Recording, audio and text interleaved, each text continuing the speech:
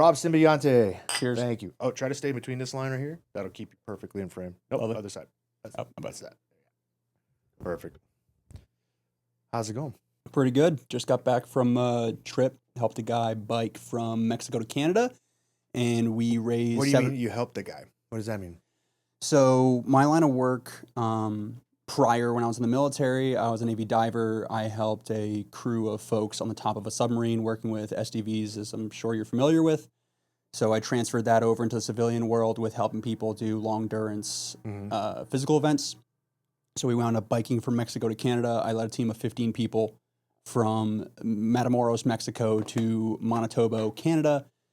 And we raised $750,000 and gave it out to people in need that were actually on the route. So we got to physically give people money and then direct deposit it or buy the car or put the down payment on the house for the past 2 weeks. Oh, so you didn't just give them cash. You bought the objects for them to make sure they were using it for the right purposes. Yeah, we would validate it. And if it wasn't something that we could do immediately, we would get their information and then validate everything that we're giving because we're not trying to fund someone's malhabits. Yeah, and so for people that don't know, SDV, it's a group that's outfitted out in Hawaii. Group 1 and Group 3, NSW Group 3 turned into an actual team itself. So they're SEAL Delivery Vehicle Team 2 now, and they're SEAL Delivery Vehicle Team 1. And there's a whole bunch of shit that changed, but it turned into NSW Group 8, which then included Team 10, Team 2, or Team 3, and then the delivery vehicle teams from Hawaii.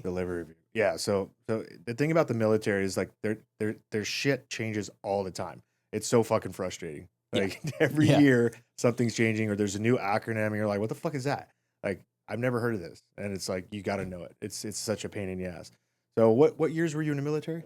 I joined in 2017 and then I got out in 2023. Okay, so you joined the year I got out then. Yep. And you went straight diver, or you said you were trying to be a pilot at one point? So in high school, I wanted to be a pilot. I applied to all aeronautical colleges, degrees, thought that was going to be my route. I did a few test pilot flights and realized that I fucking hate flying. And I was like, well... Why? What do you hate about it?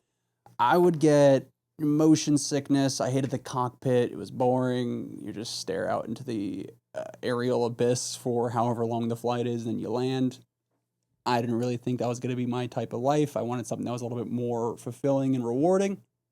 I looked up recession-proof jobs on Google, found Navy Special Operations. I was like, all right, let's get it done.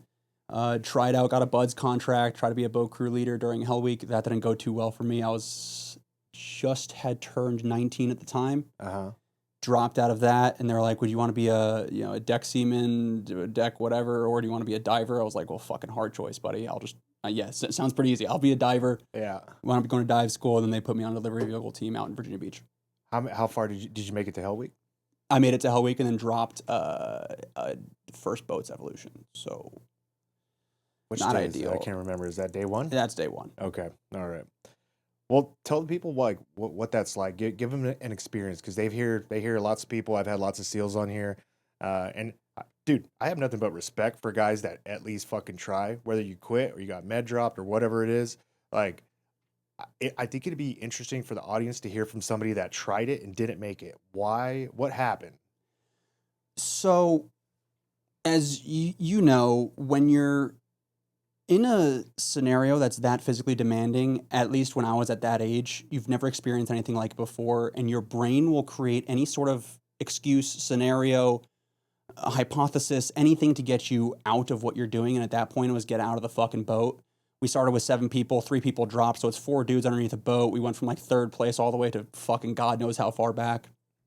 And my brain was just like, why the fuck are you doing this? Like, it honestly, afterwards, naturally, you're like, okay, that was a mistake. But my brain's like, you could have a normal life. You could have a wife. You have a great girlfriend. Broke up with her.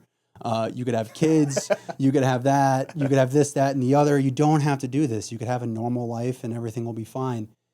And I wound up, during that evolution, dude, I like shat myself, was throwing up, like body was fucked. And I was sitting there, like, I couldn't handle that scenario at that time. If I can go back, yes, no, maybe so. I'm happy I went. I got to learn a lot, and it expanded my horizon on what's difficult and what's not. Right. No offense to dive school. I mean, I was able to go out 4 to 5 times a week. Got through dive school. Yeah. I didn't go fucking anywhere when I was in BUDS. Well, kudos to you for actually telling the truth and telling your story, because a lot of people, there's nothing worse a Navy SEAL than somebody's like, I could have done that, right? Yeah. Nothing pisses off Navy SEAls more than somebody that's like, yeah, I could have done that if I wanted to. No. It's a different game out there, and so like it's refreshing to hear somebody that's just brutally honest. Like, because listen, I wouldn't lie to you. Like, I thought about quitting when I was going through Hell Week. It was day 3. It was day 3. It was right before Rock Portage, I want to say. I think that was Oh. day 3. And Portage wasn't hard. Like, out of all the evolutions, it's probably the easiest. It's just, it's just like a lot of big waves crashing against rocks and boats and shit like that. But there was a moment before we did Rock Portage where the instructors had us, because you have to stop to eat your MREs and shit. And they strategically made us stop to eat right in front of the 618 barracks. I think they were called Yes. 618. Yep. So 618 is the barracks where you live in while you're going through first phase of buds. And so that's where you sleep. You're not sleeping there very often, but when you do they allow you to sleep, that's where you're sleeping. And so when you quit, if you quit during buds, you go back to 618. And during Hell Week, you go there, and there's a bunch of people there that they're going to give you food and water, and it's warm. And so when they strategically, I mean, we're cold, we're miserable. We've already been up for 3 days now at this point, and they park us in front of the building, and it's it's like the building, the beach, the berm, and then the ocean. So we're facing the ocean, and right behind us, you could see the lights on in the rooms of the guys that quit. And so I'm sitting here, and I finished my meal. I'm fucking miserable. I'm looking at my boat crew like, I fucking hate you guys.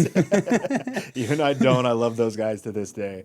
But back, at the time, you're fucking miserable as shit. And so, yeah, I mean, we're just sitting there, and same thing. All those thoughts start creeping into my head. I keep looking back, and I'm like, these guys are probably drinking like fucking coffee and a nice warm meal, not this bullshit I'm fucking slop I'm getting in this thing. And I seriously had a moment. I had a moment where I was like, I looked at my buddy, and I'm like, yo, dude, I'm having that. I think I'm gonna quit. And then I set the handle down on the boat, and I started to walk towards the front of the boat, and he meets me at the front, cuts me off, and he's like, don't quit. He goes, if you quit, I'm quitting. Like, don't quit. Because he had started to get sick. My boat. So you know how, like, as people quit, they move you down into shorter and shorter Yes. boats, right? Because like all these people quit. And so I was about 6 or 7 boat crews away from the Smurf crew, which is the smallest crew. Yep. And within the first day, I was in the Smurf crew. Yeah. So I was the tallest guy in the Smurf crew. And so like I'm 5'8". There was guys that are like 5'3", 5'5", sucks. 5'6". And I'm like, fuck. So the problem with being the tallest guy in your boat crew is you have to carry this boat on your head. Okay, so there's a handle strap on the side of this big fucking boat, rubber boat, and this thing weighs probably, I don't fucking know. Feels like it weighs like 800 pounds or something. And you and your whole boat crew are walking around, this thing's bouncing on top of your fucking head. And if you're the tallest guy, guess what? The majority of the weight is going to go on your fucking head. And so I'm fucking miserable. I'm pissed off. And my buddy cuts me off, and he's like, don't quit. If you quit, I have to quit. Because he was already sick, and he's like, listen, dude, I need you to take that weight. Because he was the second shortest. Yep. And he's like, if you fucking quit, I can't handle the weight. Like, I need you here. And so it took the reason I was quitting was a selfish reason for myself. And I wasn't thinking about what I was going to do to my boat crew. Right. And then I remember at the time too, because like you said, your mind makes up different stories. And I had like a baby on the way, it was like I had this young family, and I'm like, why am I doing this? Why am I, you know what I mean? Like, this is like a young man's thing. I was 25 at the time. Like, I was like, most of these guys are like 18, 19, 20-year-olds. I'm like, what the fuck am I doing here? And then when he stopped me and took that, I was like, he goes, just stay for one more night. Okay. And if you want to quit after tonight, then you can quit. And I was like, Roger that, dude. I'm gonna do that for you. You're my boy. And then we did Rock Portage, and I started having fun again. And I never thought about quitting again after that. I was like having the time of my life. And I don't know, something like that second wind kicked in or something. And to this day, I owe that my buddy. And I was like, dude, thank you so much for convincing me not to do that. Because a lot of guys don't have that. They're stuck with their own thoughts in their own head. And you're in a boat crew with a bunch of people you don't even fucking know. Like, you barely know these guys. Hell Week is the 3rd week of first phase. So you just got classed up 3 weeks ago, and here you are, and you're expected to fucking trust each other and work together and figure out how to get through this together. And then you have people quitting left and right. So it's It's kind of all hard to new have people. camaraderie. You know what I mean? And you have, because you might have one or two, or like you said, three people quit in your boat crew, and then they bring in three different new people, and you're like, oh, who the fuck are you? So I can understand why why you did it. It's refreshing to hear that from the other side. What else could you tell people that are curious about what it's like?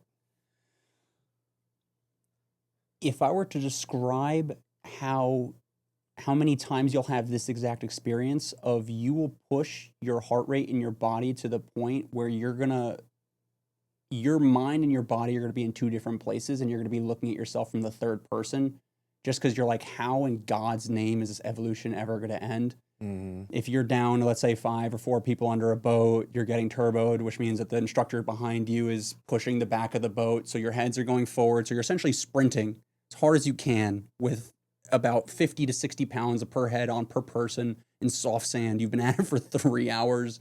The softest sand you've ever run into. Yeah, just horrific. Imagine 12 inches of soft sand. Every step you take, it sinks down like 6 to 8 inches. Yeah. And so if you were, imagine the hardest physical experience you've had in your life, but you also have the option for it to end at any time. It's not like you're at a CrossFit workout or you're doing some marathon or some bullshit high rocks. If you quit, everything is over, it'll be fine, but then you're also going to have years and sometimes upon years of regret, and then also a fucking shitty job afterwards. Yeah. Pretty terrible. That was my motivation. It was like, you either make it through or you're going to the fleet. And so talk on that, because a lot of people don't know what happens when you quit. If you quit, what happens? So when you quit, you are brought into 618, as you were talking about, and the next day you do a muster, and they bring you to a building that's on another base. And once you get there, they have a whole bunch of sheets waiting for you guys on a round table. Whoever quit that given evolution or day, they all get rounded up, and you go to a table, and they line you guys up in ABC order, and you get to go in, and there's a whole bunch of contracts on that table. You pick the contract that you'd like, and you go. That's what we did. I had some second class be like, hey man, like I was S Sembiante, so I was like fucking almost last on the list. Oh yeah, that sucks. I was like, damn dude, but I quit.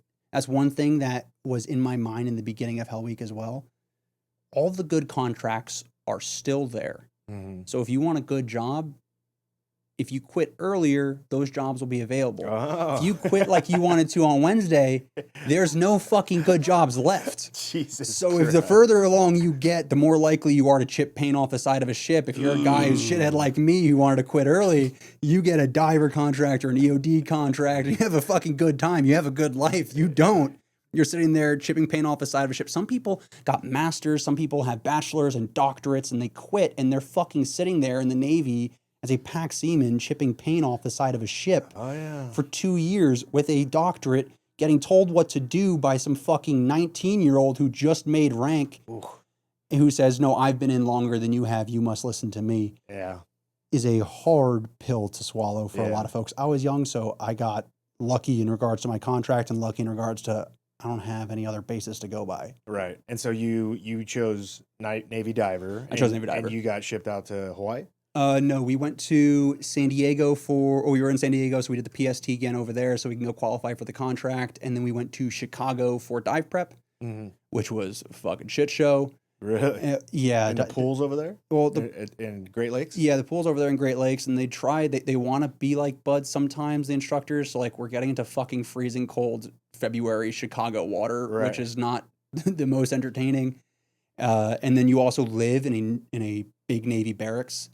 So usually people are going to special operations very squared away. They get their stuff done. You're not really getting in trouble very much.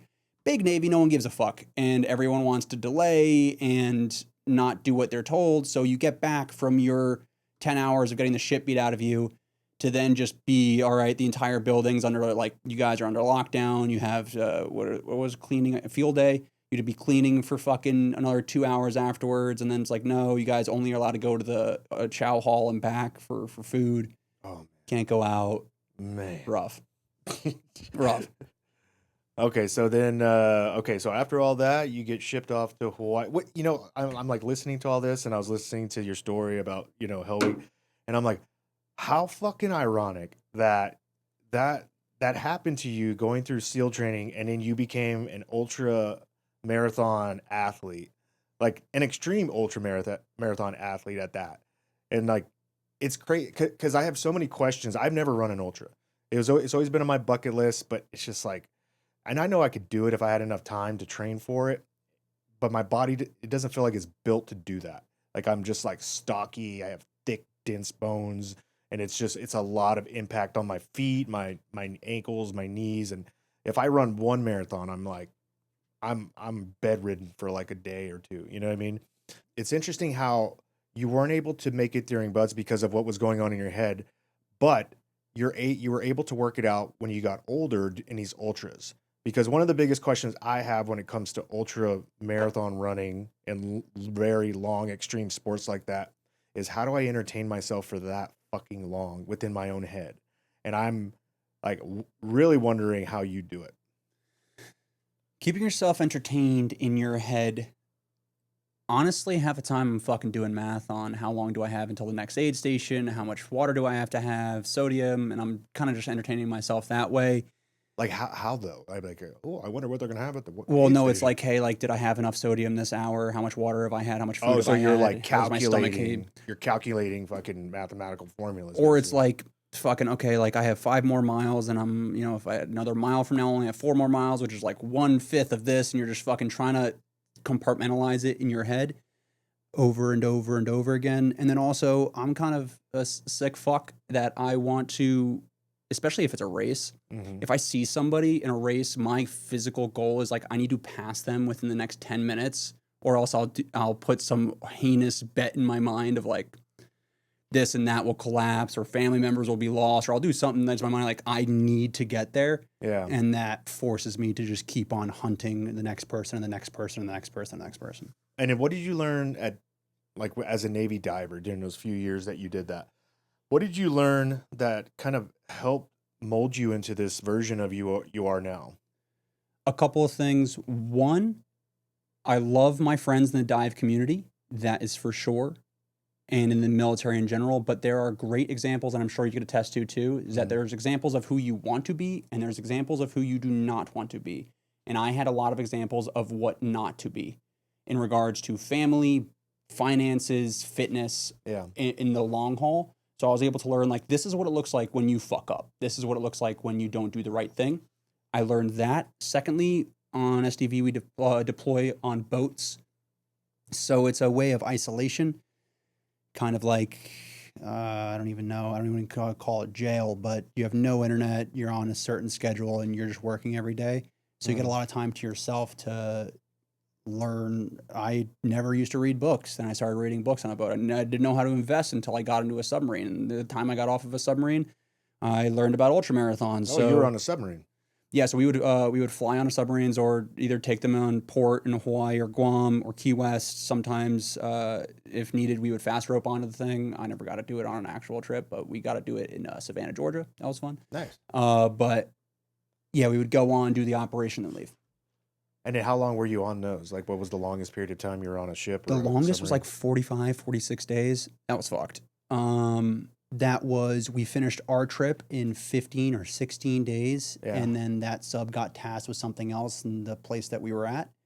So we were kind of just stuck, and the submarine personnel fucking hated us because we were still there and we're eating their food and we're working out with their equipment. Do they allow women on subs yet? Not on the small ones. Even the big ones, there's only female officers allowed. They definitely do not allow enlisted Mhm. females, at least on the boats that I was on. For Explain what a day in a life is like on a submarine. I would wake up. There's this thing called, we call it a dive bill. You go, essentially, has all the roles for the day and the timeline for the day. So we know generally, like, all right, today is going to be a day dive, which means that we're going to start at 8 a.m. So usually on that day, I'll wake up like 2:30 or 3. And I was always in the dive bill because I was qualified at that. Let's say I'm qualified at that time. Go to the dive bill, see, okay, I'm at this position for the day. And I start going through my checks. I go check the DDS to go make sure it's good. I go check all my gear.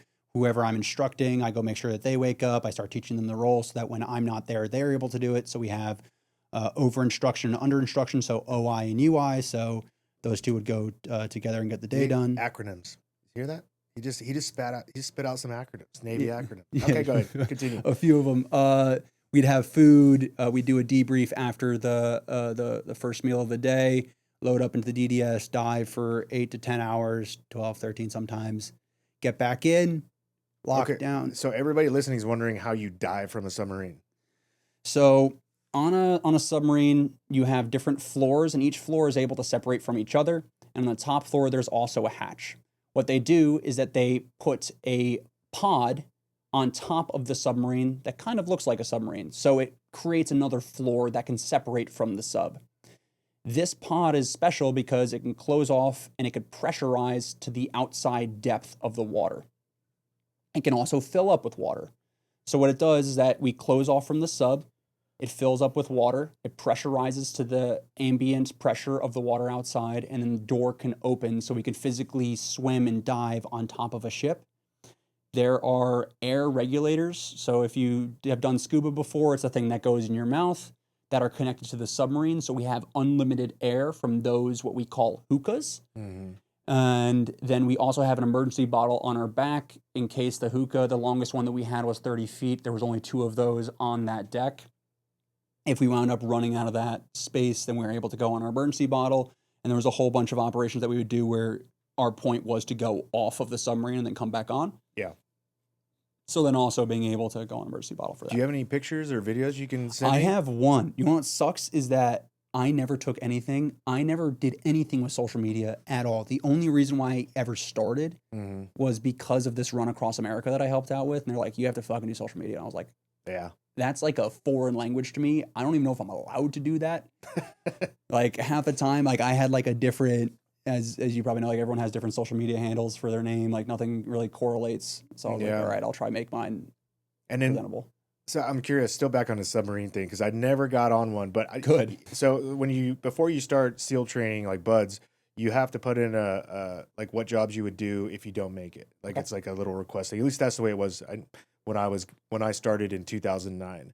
And one of them was submarine, because I was like, if I'm gonna quit, I want to hide my shame deep beneath the ocean for a very long period of time. Okay. So but I always imagine like what is it like? How do you, because you were like, I would get up at like 2:30 a.m. and then whatever. Like, how do you know? Time shouldn't even matter down there, honestly. Time doesn't really matter with a well-led team and people who've been on submarines before.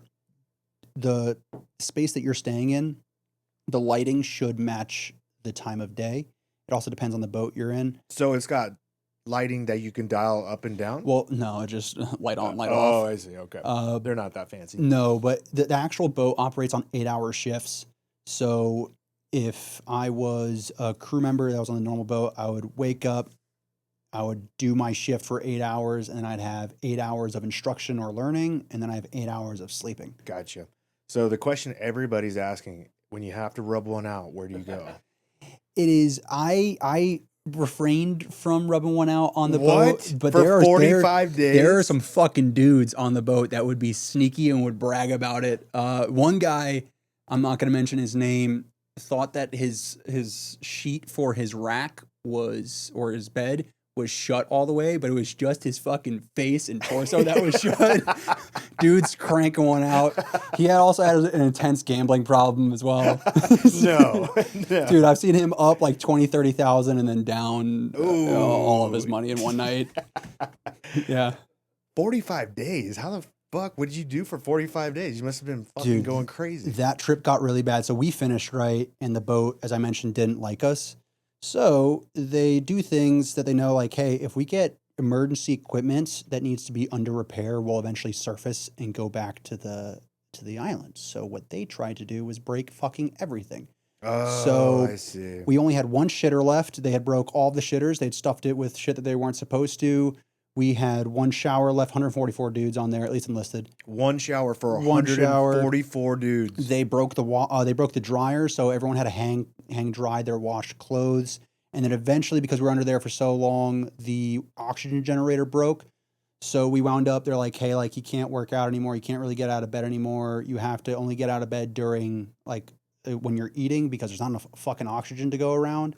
So we all started to have to stay in bed all That day. sounds like a fucking nightmare. Rough day. And then we had food rations. So it would be, hey, today we have 3 squares of ravioli, a roll of bread, and some rice. Dude, we would have been fucking throwing down on that. Yeah, so like we had like, what was it? Probably 9, 10 team guys, a few of the SDV pilots, some subject matter experts, and then like 22 divers or 25 divers, and there's like fucking weather guy, which, by the way, I feel bad for him because like all he does is wake up, read an email that comes into his email of like, hey, here's the weather for the day. And like it fucking matters on a submarine. And then like the trip was over, right? So like that's his day is like partly cloudy. Yeah, it's like, hey, the sea state's this, and this. It's like he just reads the email that he gets. Oh, sea state, not like weather up on the. Well, he will do that, but it's mainly just sea state. But I was sitting there, I was like, dude, like I feel fucking terrible for him.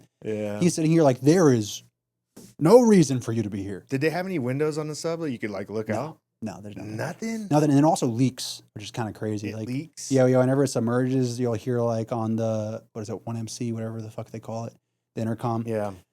Where they are like, yeah, like leak in this compartment at like 60 drips a minute. And I was like, dude, what? Yeah, there's leaks. There's leaks everywhere. If you drop like a book off your bed and it goes into what we call as the bilge, I think it's the bilge, like there's water at the bottom of it. Oh. So like if you drop a journal, like I once thought I dropped my, like, journals are pretty important. You have like fucking years of your life on there. Yeah. Gone. Wow. Forever. But yeah. Wow. Submarine life's pretty interesting. I think that I attribute all of my success financially to being on a submarine. Really? Specifically because when you're under there for like 20, 30 days and you're with your own thoughts, you are forced to read, you're forced to become smarter, you're forced to like, you can't just fucking sit. You can't. It's almost impossible to just sit there and do nothing. There's too much time in the day if you're not diving. This is what happens when you stop masturbating for 45 days. You become rich and smart. Is that the secret? I mean, I couldn't fathom like beating it as far away as we are from each other. Like I shit you not, on the smaller boats, like this is about how far you are from a person at all times of the day. Oh. Man, we used to have a thing called a combat jack. Where hey, it's combat jack. You know what I mean? Like you got to get it in when you can get it in. Sometimes you got to relieve some stress. You know, but then honestly clears the head. You became super wealthy with real estate. Tell me what happened there. I read this book called Rich Dad Poor Dad. Yep. I opened a library locker, and out of nowhere, that's the like the god just fucking like pow, and then Rich Dad Poor Dad, tiny purple book pops out. I was like, this is a small book. I fucking hate reading. All right, I'll read this one. And they're like, all right, buy a building, rent it out, you'll become a millionaire. I was like, all right, sounds good. Got off the boat, bought a house, a fucking rough house, cockroach infestation, mice infestation, yada, yada, yada, at 20. And then started renting it out, had some college tenants, and then did it again and again and again and again. Had a small portfolio, and then it's pretty sweet. I was able to help out a lot of people I started out like a real estate meetup. I started helping out folks in the Navy to be able to buy their first few properties, which was awesome. Wow. Because as a kid, you're still a kid yourself, basically. Pretty much. Yeah. So that was pretty sweet. And then I was going to move to Florida, and I was like, I don't want this real estate anymore if I'm going to be in Florida. So I sold it all. Wow. Well, you probably made out pretty good though, right? Yeah. I mean, the amount of money that you can make with a VA loan, if you just do it right, they're like, oh, VA loans don't get accepted. People have a whole bunch of bullshit fucking excuses for not getting the work that they're supposed to get done. And one of them is that my offer doesn't get accepted. Just like, it'd be easier if I worked out this, that, and the other, or I don't have time, or fuck all these excuses. Like if you have a VA loan, you have the opportunity to, you can get in with pretty much no money down. My best deal to date has been with a VA loan. And yeah. But you can only use that for the house that you're going to be living in, correct? You can't do multiple. Asterisks, don't sue me. You just have to sign the paper that says, yes, I intend to live in it. And if by chance you go on a deployment and you can't live in it anymore, well, shit. And I was gone 300 days a year. So I would buy the property, and next thing you know, 3 weeks later, I got to go. All right, well, I'm not going to leave this thing be empty. Right. So then I would. Good for you. You Yeah. found a workaround. You could also refinance it if you want, but. And then so okay, so how did you get into ultras? Ultras, How many have you done first off? I have no fucking clue. I don't know, probably 100, 200. Oh my. I have no idea. God. Because if you think of it, like a lot of my longer races, like my weekends are like a 40, 35, 40 mile run, and the next day it's like a 30-mile run. So like those are both ultras. And how fast are you running per mile? For that, if it's a mountain race, slow, like 12-minute miles. If it's like the other day I ran one on a treadmill, fucking terrible idea. That was like an 8:20, 8:30. Mm-hmm. But way I got into it, I was on a sub 20 days, fucking hated it. And what I learned through being in buds and through dive school is that you grow a fucking ton from it. And when I got to my dive team, like life was really fucking easy compared to how it was when I was in student status. And I saw myself not growing as fast as I would have liked. So I was like, all right, like you just need a good old kick in the dick every now and then, and it'll expedite your growth. So I got off of the boat. I think it was like the 23rd or 24th of June. My birthday was the 28th, and I signed up for an ultra on the 29th. It was my 21st birthday. So I got fucking shit-faced the night before, showed up to the start line. It was a night race on the 29th. So drank before the start of it, and then wound up running a 50K with no training after coming off of a submarine. It was horrendous. I bet. Started off blitzed, ended off hungover, was like, I'm never going to do this again. Got home like the next day, signed up for the next race. Really? And then I wound up running 4 or 5 of them without training, because the whole concept was running 50 miles without training is a fucking hell of a lot harder than it is to do 150 cold calls, to put in 25 offers, to call 50 commercial brokers to go start relationships. All of that stuff is a easier task to complete than this extraordinarily hard one that I put once every 6 months, 4 to 6 months. Were you doing this cold calling stuff? Yeah, I was for work? Yes, I was doing all that real estate stuff while I was in the Navy. Oh, So it would be like, okay. hey, wake up at 3 a.m., get my like workout in the morning, and then get my either studying commercial, because I didn't know anything about commercial real estate, and then also just contacting as many people as I could. Go to work, naturally in the office, can't fucking have anything. So Yeah. I'd be in the office for usually only 6 hours a day. Get out, work out again, do more real estate. Whew. Man. I had And nothing to how do. old were you again? 21? 21, 22, 23. Jesus. What were you doing at 21, Mitch? Holy shit. Mitch said I was married. Yeah. Okay, so have you ever read the book Born to Run? No, I have not. So the most I've ever done is a marathon. I've done it. I think I did a full 3 times. But I did 2 50-mile rucks. Did we meet on a ruck? No? Okay. So I've never ran an ultra, but I've walked it. Like my buddy Chad Connolly, he has a foundation called 50 for the Fallen, where basically it's a charity ruck that but it's to bring in veterans that are dealing with a lot of issues, TBI, PTSD, and stuff like that, and it gives them a place to call home. They meet up all the time. They do these 50-mile rucks, and all the money that's raised for it is given to other veterans that are in need. Right? Nice. So it's a great foundation. Chad's one of the greatest human beings I know on earth. But he convinced me to do one. They were doing one up in Green Bay, and it ended at the Packers football game Sunday at halftime. And then after 50 miles, we all got to go out on the 50-yard line in front of the entire crowd. Chad gave a tear-jerking speech. It was fucking amazing. Hell yeah. And it fucking hurts. And I don't know how the fuck people run it, because walking it was miserable enough. But anyways, roundabout story. So the first marathon I ever did was the San Diego Rock and Roll. I bet you've done that, right? I've not done it, but I've heard a lot about it. So I ran that after I read this book called Born to Run.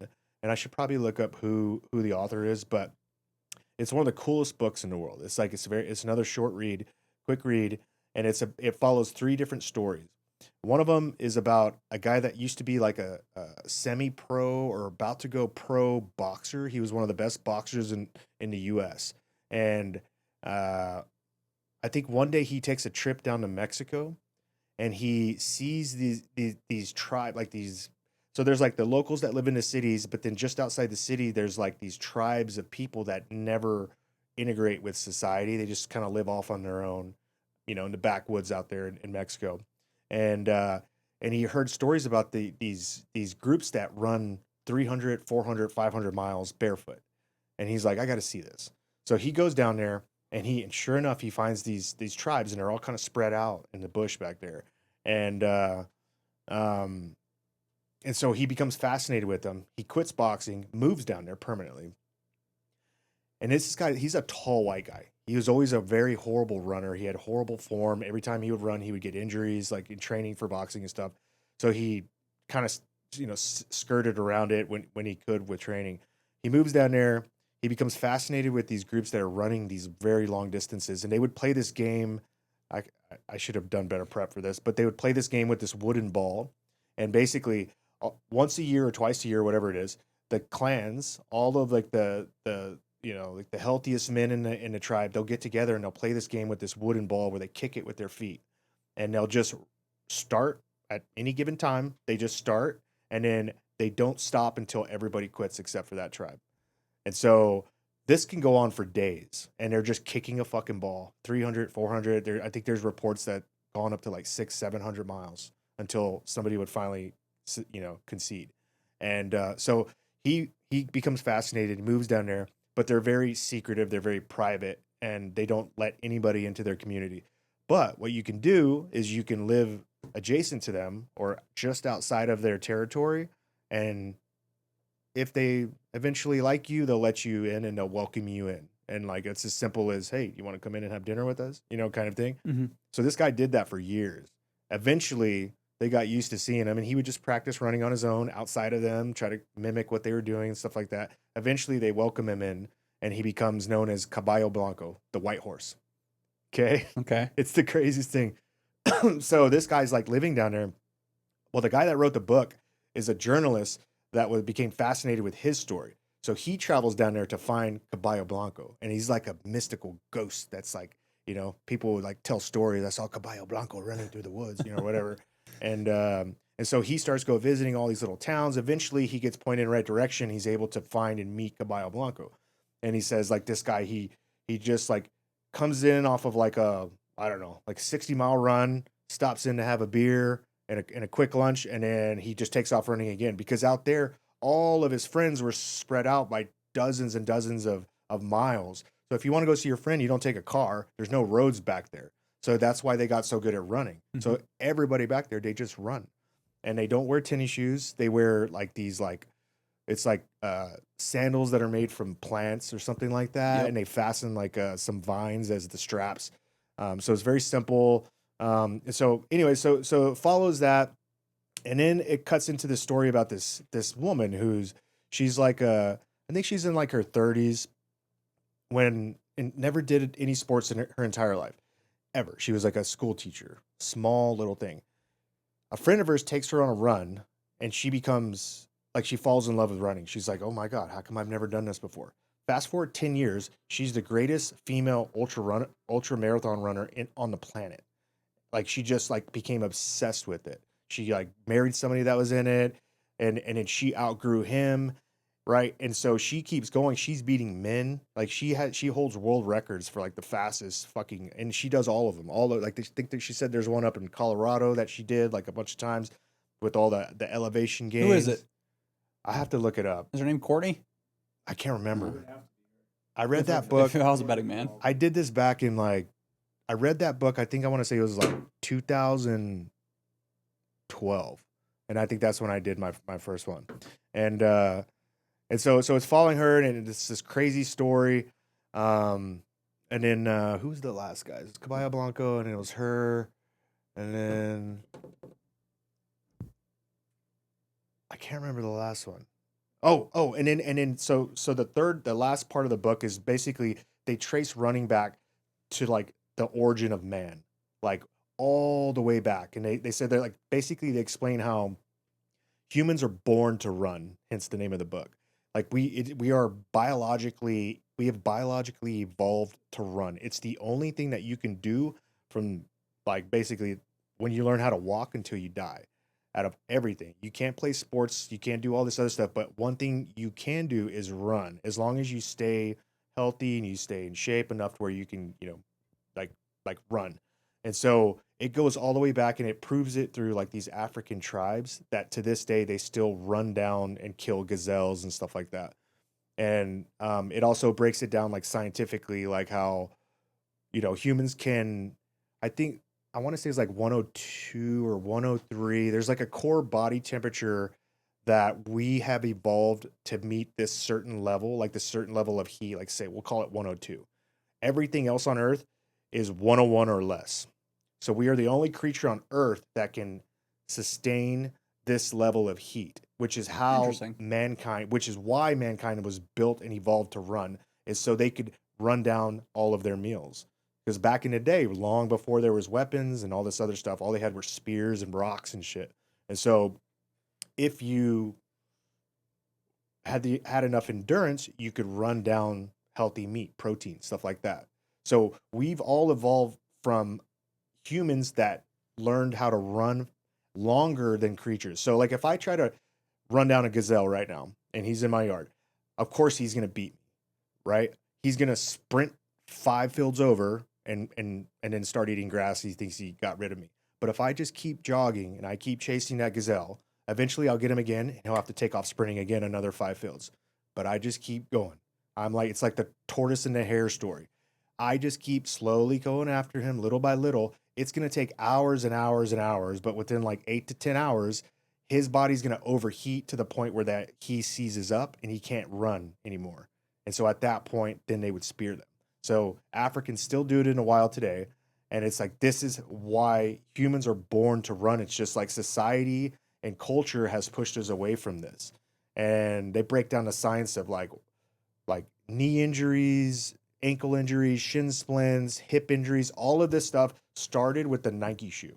None of these injuries existed before the shoe. Yep. And it's because of the bridge. And they explain how the arch support that they put on these shoes, it's like if I have like the San Diego bridge that goes into Coronado Bridge, if I put something underneath that holds the bridge up, that bridge becomes useless and it loses like its power is supported in the shape of it. So if you relieve it of itself, those pieces start to fall apart because the weight is not holding it down for the arch to do what it's meant to do.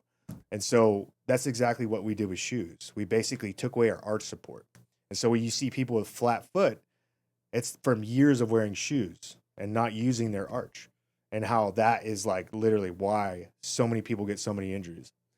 Yeah, I can attest. I want to speak to anyone who has a flat foot or who wears arch supports. I was that guy for a long time. I wore orthotics all the time growing up. My feet bow in all of the way, which honestly should be another excuse for me not to run.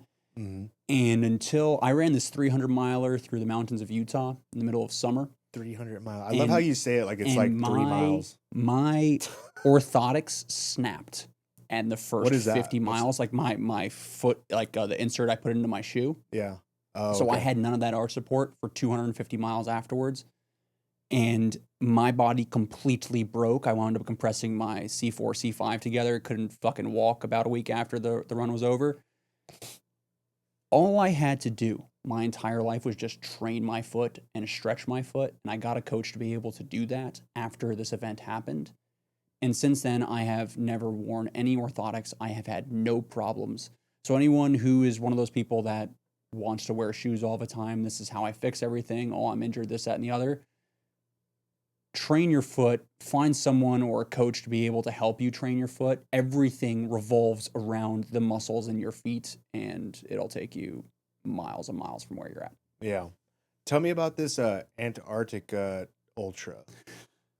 So Do you hold the record there? I did, and this billionaire, Mr. Ni from China, took it from me last year. Fucking Mr. Knee. Today's episode is proudly sponsored by Grizzly Coolers, the only cooler I trust when I'm out there. Roto-molded, bear-proof, and holds ice for 10 days straight. And unlike the overseas knockoffs, every Grizzly is proudly made in America with American steel and American grit. hit grizzlycoolers.com and use my code Sean, that's SHAWN, for 15% off. Grizzly Coolers, built here, built tough. And me and my Navy retired officer friend, I guess, I don't know how officers that they retire, they get out, but me and my friend Paul are going back to Antarctica as our goal this year to take it back from Mr. Knee in a friendly, not so friendly international fight. So how many miles is that one? So we're gonna do 100 miles out in Antarctica. He has 22 hours, 35 minutes. I think that is pretty easy to beat. My original record I did on a stress fracture on my left ankle and 2 weeks of training. I think that this year I want to get sub 18 when I'm out there. I think I will. It just depends on A, if we get out there, because it's not a cheap feat, and B, if the weather holds. Because when we had it, we had negative 50 degrees Fahrenheit and a terrible windstorm, and then a lot of other folks get 15 degrees Fahrenheit. Do you hear that, Mr. Knee? Huh? Do you hear that? Are you going to wear shirts like F Mr. Knee, bitch? I think that we're actually in talks with them. Like, we kind of want to set it up as like a friendly, like, international, like, event, because it does also pull more eyes when you're able to be, it's like, all right, it's China versus USA versus Russia versus like, if you're able to set it up like that from a sponsor perspective, we'll get tons of like, I take your record. Yeah, no, he was so excited. He lifted his Chinese flag and screamed something in Mandarin afterwards. I was like, I gotta fucking go back. Immediately, everyone's like, why do you want to go back? And I was like, I couldn't give a fuck on who, like, any other country other than China and Russia. I'm totally cool with. Rob's having nightmares, Mr. Knee. He's so kind too. He's a short, really quaint Chinese I'm sure guy. He is. And I'm just joking. I'm sure you're like super nice guy, but like, fuck that. Yeah, fuck that nice guy shit. It's all for show. We know. yeah, exactly. And then, so what happened in the Italian Alps? You almost died in the Italian Alps. What happened? I tried going for this record. There's this route in the Italian Alps are called Alta Vias. So it's like Alta Via 1, 2, 3, 4, and 5. Number 2 is the hardest. It's 93 miles with 45,000 feet of climbing and 47,000 feet of descending throughout. And I, newly single after selling all of my real estate and breaking up with my girlfriend, was like, I'm going to go set this record in Italy because I got a whole bunch of capital and fucking no responsibilities. And my mentors were all like, this will never happen again. So I went out to Italy with a whole bunch of Amazon bought gear, and I had never done anything ice mountain. Like, we never had as divers training for that in the military. So I went at the end of the season in the Italian Alps. It's September, end of September, early October. And when you get up above 8,500 feet, everything is snow and ice. And most of the stores are closed. They're called refugios. There's little huts on the top of the mountain. I realized that half of those are closed, so I didn't have enough food. There was only one place I could refill on food. I did it like mile 40 something. And there was a 1,700 foot mile at the top of this one climb at mile 50 something. Is that 1,700 climb? 1,700 feet of climbing within 1 mile, which if you've never done before, it's essentially a fucking 45-degree angle.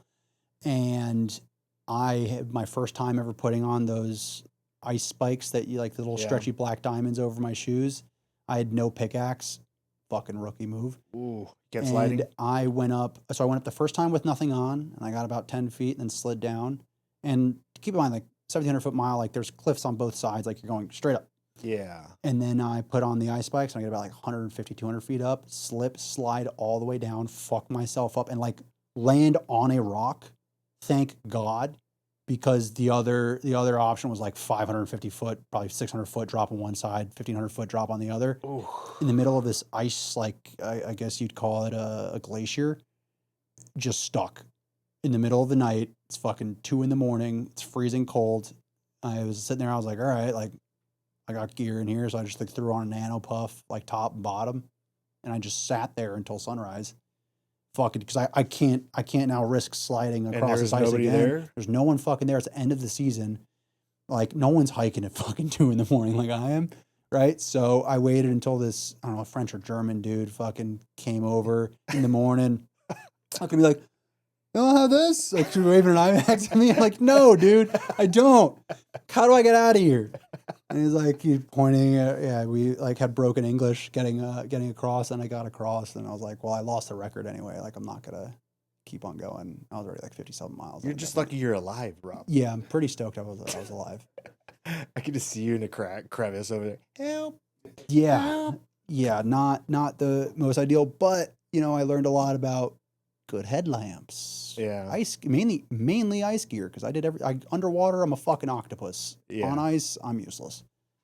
This is crazy. All these stories you have, and we haven't even gone through half of them. Yeah, I've done a fair few.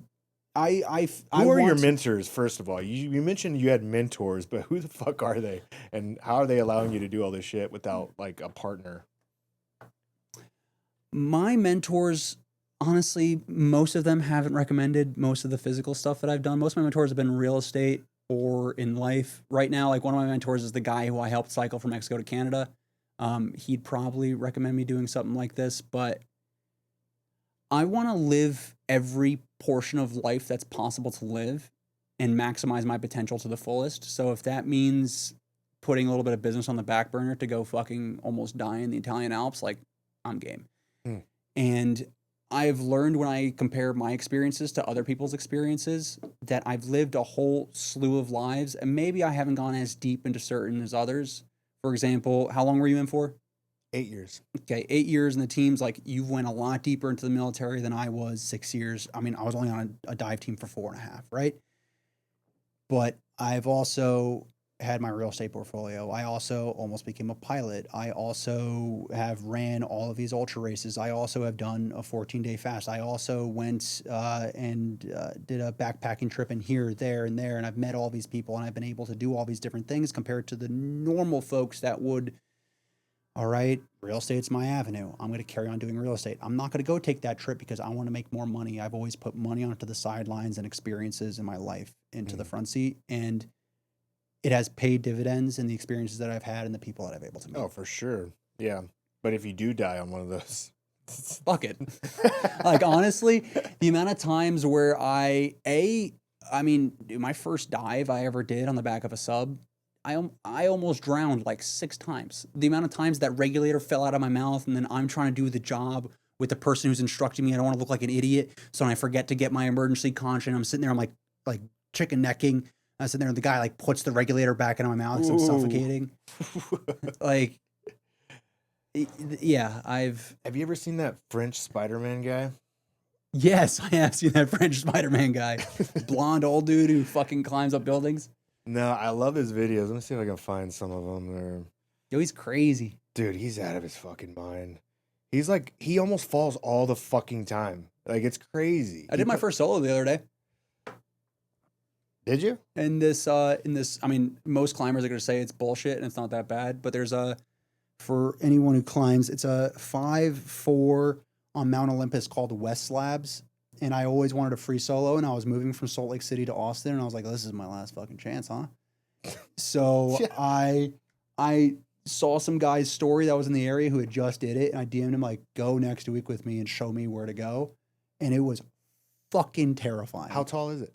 It was a 1,700-foot scramble, and the top of the mountain was 8,500 feet. Oh, it was a mountain. Okay. Yeah. Not a building. No. Okay. No. Oh, let's try this one. There's a lot of these. Maybe I should climb building next. I became a fan of this dude. His name's they call him the French Spider-Man. It's Elaine Robert.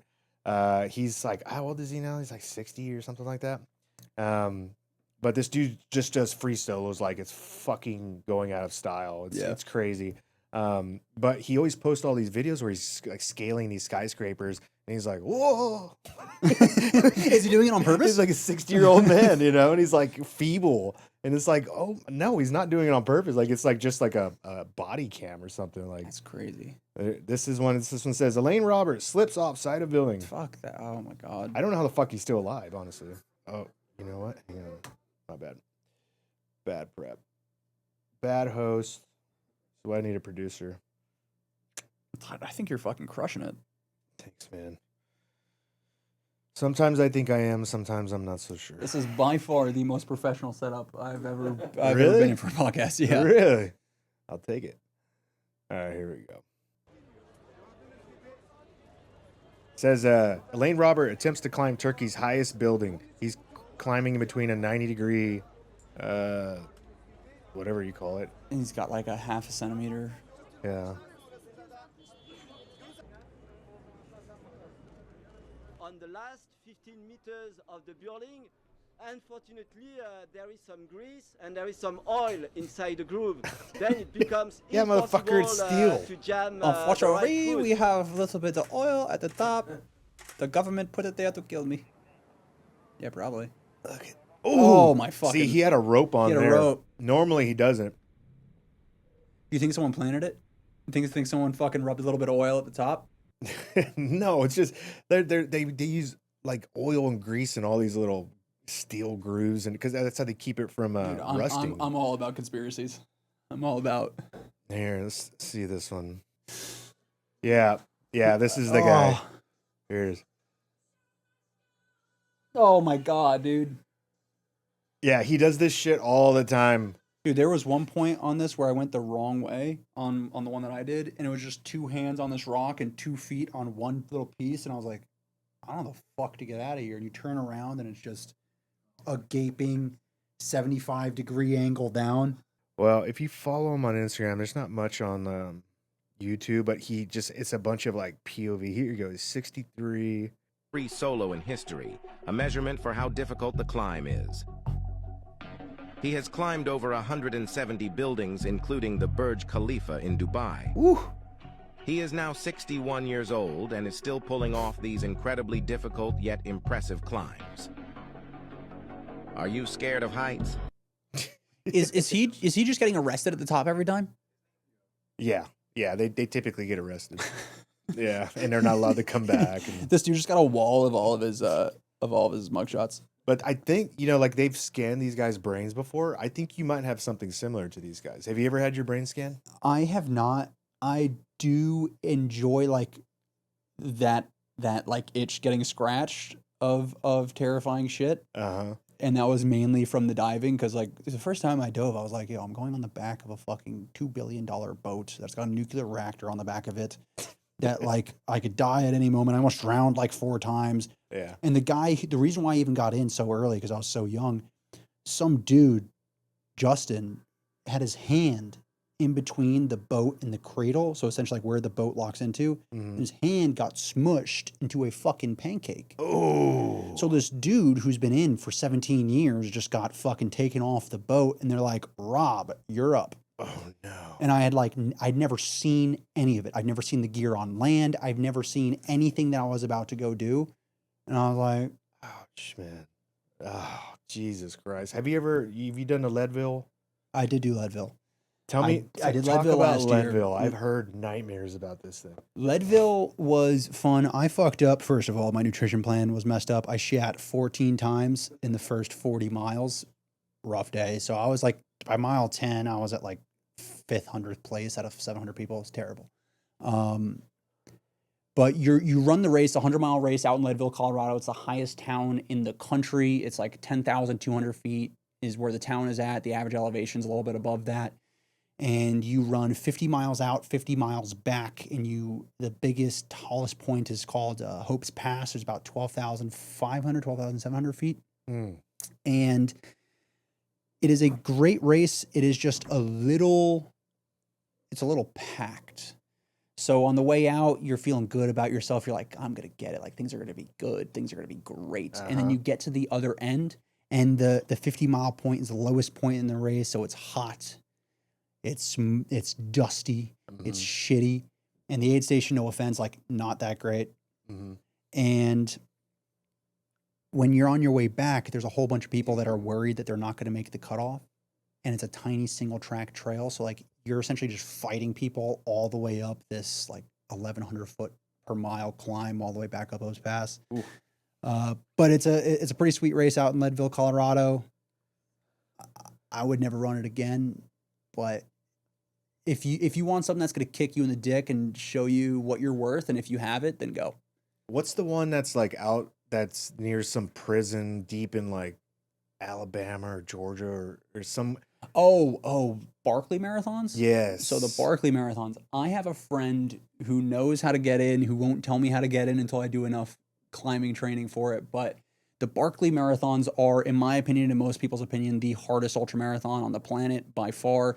It's about 100 to 120 miles depending on the year, and there's over 60,000 feet of climbing throughout. And they don't tell people the distance, right? No, and it's a land nav. So you start without knowing exactly how many miles you're going to have to run. No, nor the climbing. Yeah. And like, civilians don't know how to fucking do land nav. I barely know how to do land nav as a diver. Right. Right? And they're expected to all do land nav to be able to get to certain points to pick up a plastic bag that has books in it.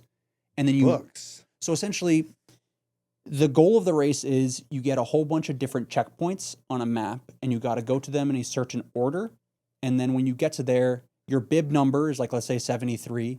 You rip out page 73 of the book. To show that you've been there. They've been there, and then you turn them in after each lap. There's 5 laps. And you have to switch directions each time.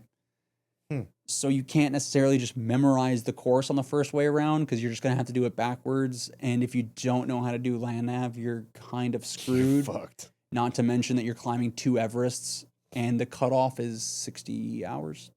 Not even. I think it's like 50, 60 hours. And so that's on your bucket list? That is on my bucket list. To get in, it's a riddle. So this guy, his name is Laz. I can't remember his last name, but we'll call him Mr. Laz. He's this old dude, old school ultra runner, knows the guy who started the first 100-miler, knows Dean Karnazes or Karnazes, friends with everyone that's OG in the ultra community. He's kind of chubby. He does some funky stuff. But he created, let's say, like the last person standing races, and he also created this Barkley Marathon. But to get in, you have to send an email, a certain email with a certain saying at a certain time, and then you'll get a response back, and you have to respond to it in the right response, and then you'll get accepted. And then for race entry, it's $1, and then you have to bring a license plate, and then turn in the license plate to be able to be allowed entrance. You haven't been able to figure out this riddle? Well, no, it's very hard to find out anyone who knows it. And one of my friends who does know it is just like, dude, you haven't done any mountain training in the past year and a half. Like, oh, I see. A rite of passage kind of thing. Well, because people who usually get told about it, I mean, they're winning national and international races, or they're a very cornerstone of the ultra community. But it's very, like, there's people who, like, that most winningest girl of all time that you were talking about. Yeah. She made it onto her 3rd lap out of 5. Only one female has ever finished, and she is by far, I mean, I consider her the best female ultra runner. Let's find her name. I looked Paris something, and the other girl's probably named Courtney DeWalter, if I had a...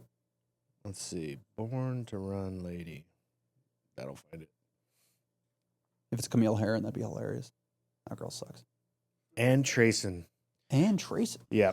Ann Trayson. She was one of the greatest ultramarathon runners in history and became famous for repeatedly beating elite male competitors in 100-mile races. In the book, her rivalry and friendship with the Tarahumara runners and her performance at events like the Leadville 100 are a major part of the story. Other notable women include Jen Shelton, eccentric, blah, blah, blah. So, yeah, so you remember I told you about the story where like Caballo Blanco goes out there and he meets these Mexican tribes that are out there. Yeah. Well, they went and found the 3 best runners that they could find amongst all these tribes, slapped a Nike sponsorship on these guys, and brought them to the States to compete in all these ultra marathon runners against Ann Trayson. And so this little former school teacher is competing against 3 of the most dominant, like healthiest Mexican runners. And so the book follows their competitive drive and how, basically they started these guys off wearing these Nike shoes, and they're like, fuck these shoes. So after like 20 or 30 miles, they left the shoes nice and neat along the side of the trail and like made their own sandals out of the leaves and shit that were out there. That's funny. And it's all about Ann like chasing these guys and how she couldn't catch them at first, and then which made her train even harder. And then she would eventually beat them, and then they came back, and it's like, it follows this story. It's incredible. Like the mind that you guys have, I get fucking bored. I try to do a minimum of 6 miles when I go on runs, and I try to do Sure. at least 3 of those a week. Okay. The mind that you guys have in order to entertain yourself and not go fucking crazy, like I start going crazy, even with music, even with audiobooks, podcasts. I get bored as shit. I don't know how you guys entertain yourself. Here's one thing that actually one of your guys, I'm assuming you know Master Chief Mags. No. All right, Master Chief Mags, he was the Command Master Chief over at Buds. He was, I don't know how many fucking years he did a lot. But he was telling us on our drop debrief. He was like, there's like different things, like you can go on like an ultra all day long, but then there's these things in life and in the evolutions that they call accelerators in Buds, boats, and logs. Ultras, as most people do it, is a walk run. That is might seem a lot harder for folks who aren't used to as long, but those same folks can't handle the accelerators that can come in certain evolutions. So it's just a different realm that, yes, you might be bored because you also like are used to like high intensity, fast, sometimes quick, not always quick operations. True. As compared to ultra folks who are like, hey, I can sit in this dull, mundane pain until the day I fucking die. It's just two different skill sets. It's like a CrossFit athlete versus a Kenyan marathoner versus like a Cordy DeWalter. Yeah. Ultra runner. Have you ever seen anybody die in a race? No, I've been in a lot of races where people do die. But no, the only someone was almost dead in Bud's prep, but he fucking drowned At Bud's prep? Yeah, he tried doing a brick tread. Oh, what's the one? Is that the Death Valley Ultra? Badwater 135. Badwater is what you're 135. thinking of. So I heard stories that the paramedics would actually drive around with a coffin filled with ice. Is that true? I don't know. I've never been there. I think it's the same thing as in Buds when you guys are driving around with whatever it's called, Silver Bullet or shit. In the it's probably the same thing they're going around with. Yeah, because the legend that I heard is that there's always at least like 3 or 4 people that die every year trying to accomplish this. What's it called again? Badland. Badwater 135. Badwater 135, and so. You know, when these people's bodies, when they seize up, it's like, what are the temperatures? Like 120 to 130 degrees Fahrenheit? When you start at 6 p.m. at the very bottom, and you're starting at like negative 450 feet elevation, which is kind of fucking crazy. Below sea level. Below sea level. Huh. So when you wind up getting to, I mean, most people, when they get to like mile 40, mile 50, it's like midday and it's like 120. I mean, like road temps are very different than air temperatures. So you're probably like 125, 130. Yeah. Like the soles on your sneakers are fucking melting. Yeah. They're sticking to the tarmac that's below you. That's wild. You going to do that one? I do want to do that one. That one is a good old boys club. I got a fucking bone to pick with that guy because I wanted to do the coldest and the hottest 100-miler in the world in the same year. And he said, no, sorry, you don't qualify based on your times. I was like, dude, I know that you let people in that are it's a good old boys club for that one for sure. Is that how running is? These ultras, is there a good old boys club? Some of them yes, some of them no. The old school ones like that, yes. It's like if you've been to the race before, you'll essentially just get almost automatic entrance and do it again. Yeah. Also, like that fucking race, there's no aid stations. Coming from a race director, there's no aid stations. All you're really paying is for a permit and like a little bit of media. It's $1,300 per participant. Whoa. And you have to have your own crew. It has to match all the things that they want you to have. You have to have all the gear that they say that you're supposed to have. And they charge you $1,300 just to essentially get a fucking medal. Isn't that how it is? Anytime there's something where it's like they know, like you're born with this need to accomplish great things. And it's like they covet it. Like, this is ours. You're not cool enough to do this. Right? Instead of like just keeping it open and being like, yeah, this is for everybody. Everybody who... If you think you're fucking crazy enough to fucking get in here and do this shit with us, bring it. Like, no, this is ours. This has to be secret. Yeah, honestly, fuck all those people that do that. That is my goal as a race director, is that I want to be able to bring the hardest and easiest endurance events that I possibly can. So anyone who is just training in general should be able to show up to the event and try their hardest. And then it's also so fucking difficult of a concept that if you want to go all of the way, it will be the hardest physical challenge you possibly can. Those are the events that I'm interested in putting on. Not this bullshit. You need to be a part of here. You need to run these races and get these accolades to be able to show up to this part. And it's like, Yeah. brother, it's not like a championship. It's not like a fucking worlds, everyone showing up from everywhere. It's like you essentially just have the only permit that fucking park will issue, and you're choke holding everyone. And they don't even release a list. You have to watch his 2.5 hour live stream of him pulling out the names for you to even know if you got in or Oh not. my fucking God. And he says, I remember when I got on the live stream, he's like, you guys should all be honored to be here and even be able to be a part of this. I was like, yo, fuck yourself. I literally sat there and I was like, I guarantee you my email of me asking to get in without the accolades, I'm definitely not going to. The arrogance behind that. Yeah. Like, this is mine. You're just lucky to be here. Fuck that guy. Yeah, I'll probably just burn my boat. I'll never get into that. I'll probably just run it by it's the same thing if you run it by yourself. Like, you get your own car, you have your own track. Right. I get it. You ever seen, did you used to watch the Chappelle show? Mm-hmm. Do you remember the one where they did, where he was, what was the Diddy, like the real world Diddy or whatever? No. Making the Band. Do you remember that show? Were you old enough for that? How old are you, first off? I'm 27. Okay, so this probably was before you were probably in like high school or some shit. So Dave Chappelle had a show called The Chappelle Show, and this was like the greatest fucking show. We could do a whole podcast on this whole thing. But one of his skits, he used to do skits all the time. One of them was making fun of P. Diddy's, he had a reality show called Making the Band, which it was an actual thing where P. Diddy had a show, Making the Band, where he would bring on people that wanted to be rappers. He would make them all live together in a house, and then he would have like these certain like competitions and these challenges in order for them to make it, and the fans would kind of vote. And then if they made it through, then they would get like a studio deal or a contract or whatever. Sure. And so Chappelle was making fun of it because it was funny because P. Diddy was doing the same thing. He's like, I'm a gatekeeper. He was like really going overboard with it. So P. Diddy was making fun of him. This is one of them right here. House. You did good. All right, this is what's up. You can live here, you can record here, you can be bad boy artists here.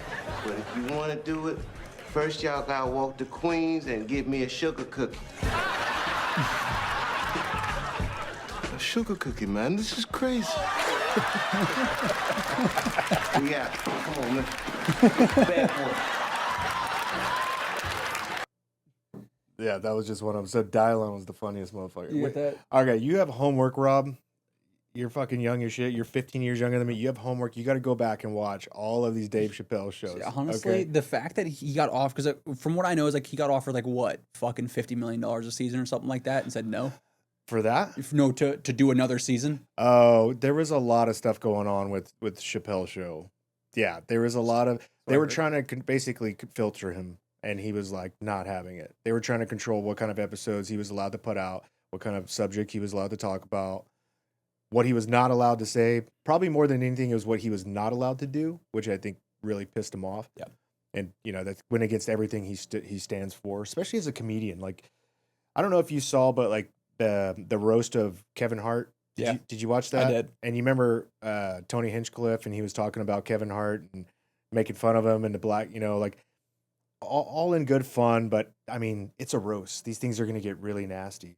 But the black community attacked Kevin Hart. Like, why didn't you say something? How come you're not sticking up for the black culture? Have you seen any of this? No, I haven't. I as soon as I was over, I was like, someone's gonna get fucked from that. But yeah, I'm happy that they at least did it. Yeah. I'll pull it up here. Yeah, I don't get the fucking point. It's a whole bunch of people that we saw during COVID when people have a whole lot of time and have money to just fuck around.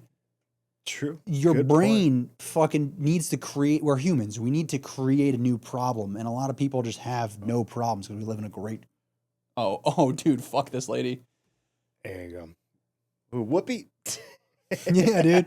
Whoopi has something to say about comedy every time, and no offense to her, Whoopi's she's so gross.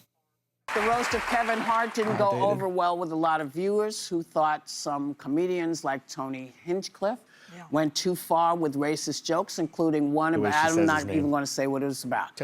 But Hart feels differently about this. Take a look. It's Tony Hinchcliffe. Yeah. Like I don't expect less. I don't expect more. I feel like you're saying going too far is the point. I don't want to put words in your mouth. Yes, but- I mean that's why you're there. Did you see the interview that I did with George Floyd's brother? No. said, like, as a fan of you and knowing that you came to the funeral to support his family, even though it's a roast and Tony, that's what he does, they expected you to kind of be the person that would like stop it right in the moment or just not allow for certain things to Like what is it that you expect me? You want me to take a live production and stand up and fight Tony or have a reaction? Like, Tony told a joke. It's a live production. I'm not compromising the live production for a reaction of what? What do you want me to do? I'm gonna drag him off? You want me to fight afterwards? You want me to turn it into like what? That's not what I agreed to do. So Kevin You know what's Hart interesting also about went that? on to say that Tony Is that Fuck the View, by the way. yeah, I concur with that. But everyone who's on that was on that little snippet with Kevin has the most open-minded perspective on it, and it reflects in the amount of success he's had in his life compared to the people who have had less success. They need to shit on people who are higher than where they are. Exactly. That's exactly it. Well, they're getting paid. This is the thing. They are the mouthpieces that their job is to get pissed off about everything. That's why they got hired into the positions that they are. That sucks. That's it. Yeah. I mean, but it's like, dude, I've been in a comedian's world for like the last 6 years. And like, I see these guys all the time. I see a lot of these roasts. I see a lot of this comedy. I see the way they talk to each other on stage, off stage. Like, this is who they are. Like, this is comedy. This is raw comedy. The world might not like it, but this is what it is. If you don't like it, don't watch. It's that simple. It's like, I don't go to your job and tell you, hey, I don't like the way you're doing that. Change the way you do your job. Like, comedians are comedians. This is what they're, especially in a roast. Like, the roast is the rawest you're going to get. That's going to get the most viral, it's meant to inflict the most damage on whoever the victim is, unfortunately for them. But Kevin Hart, he knew exactly what he signed up for when he signed up to do that roast of himself. He knew what was coming, black jokes, short jokes, like all of it. So it's like, get the fuck off their backs. Like, fuck off, go fuck yourself, worry about yourself. You know what I mean? Yeah.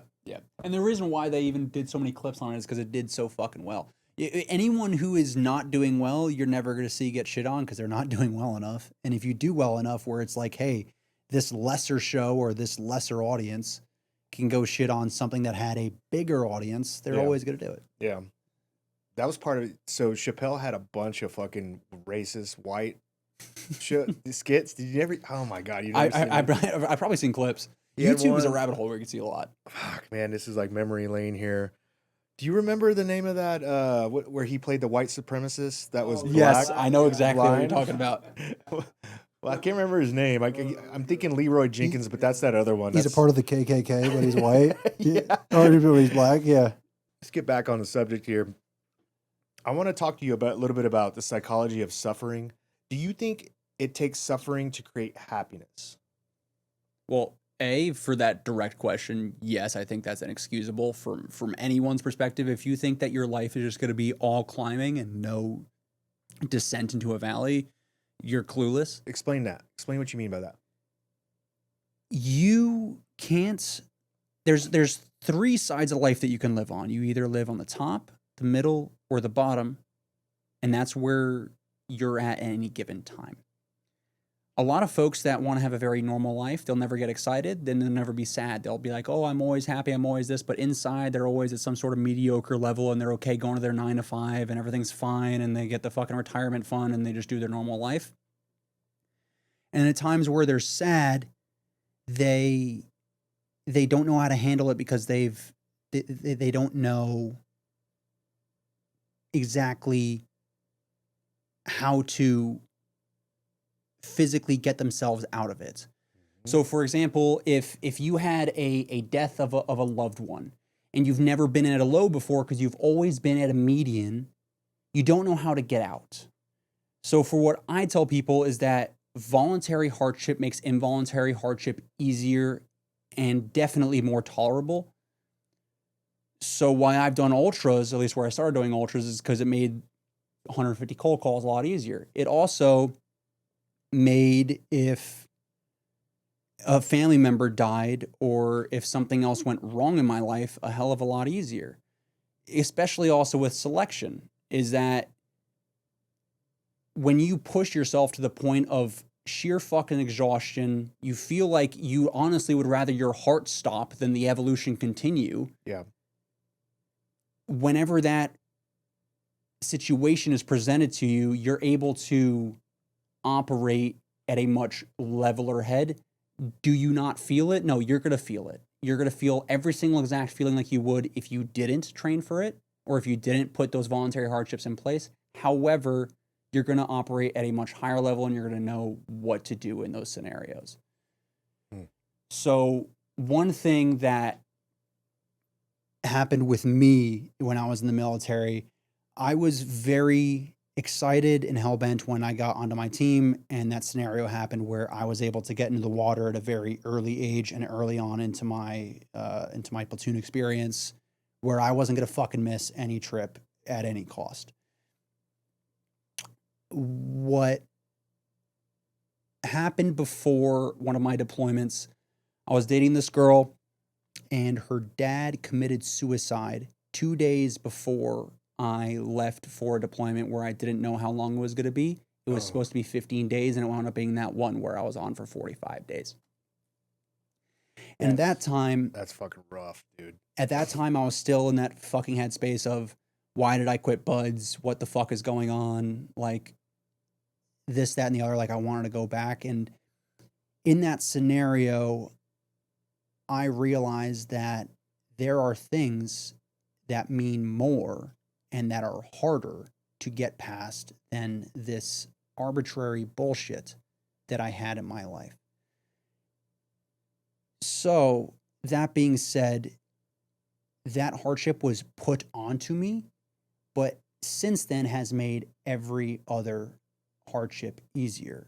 When I got back from that trip, as you know with most military folks, didn't wind up well for me. Yeah, I can imagine. But Jody had her way, or whatever they call it.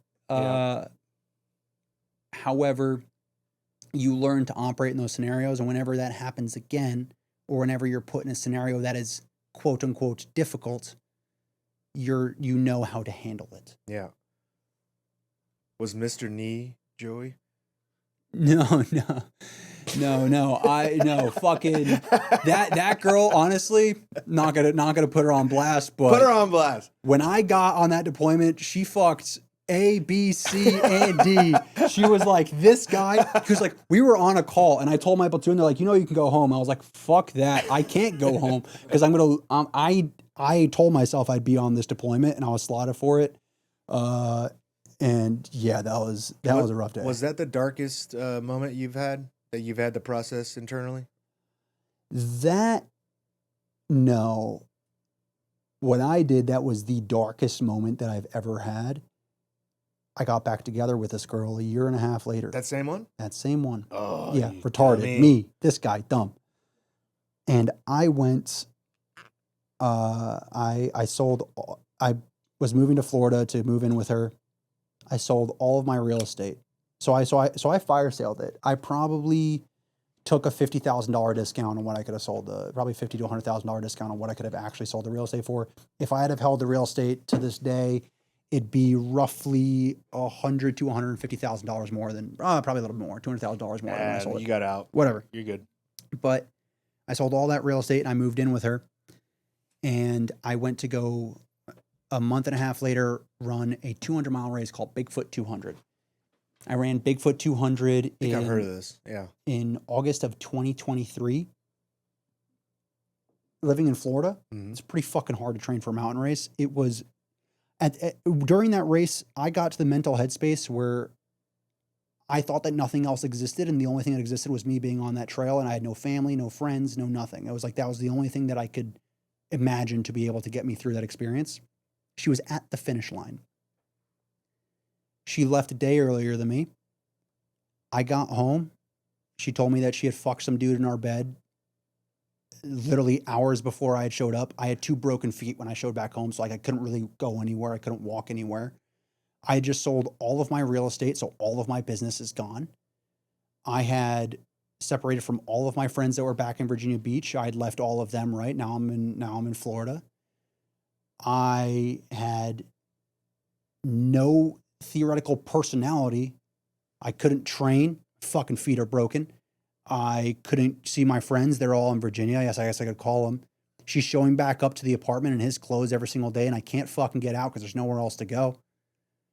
So I eventually moved from there into a rat and cockroach infested flip that I was doing that was pretty much gutted so I could see the walls. And there's cockroaches fucking everywhere, and I had to go put my stuff into a circle inside the middle of the room, spray bug spray around it so that I could have like a wall around where I was sleeping. Jesus. And there was nothing that I had as like now I try to have pillars of my life that like what I stand for and who I am. I eliminated the business. I eliminated my community. I eliminated my old job as a diver, and I eliminated that girlfriend, and I had fucking nothing. And that was the worst I had ever felt in my life, point blank at center. From there, I did what I knew to do from being on a submarine in isolation, is what it's taught me. All right, you're going to, first of all, fucking get a book. And you're going to go write whatever the fuck is on your brain down. Then you're going to go force yourself into the gym to get some blood flowing, go get some movement going. Okay, you have this flip. Suck it the fuck up. Get the flip done. Okay, you have people that you can go talk to. Make sure you're talking to people every single day.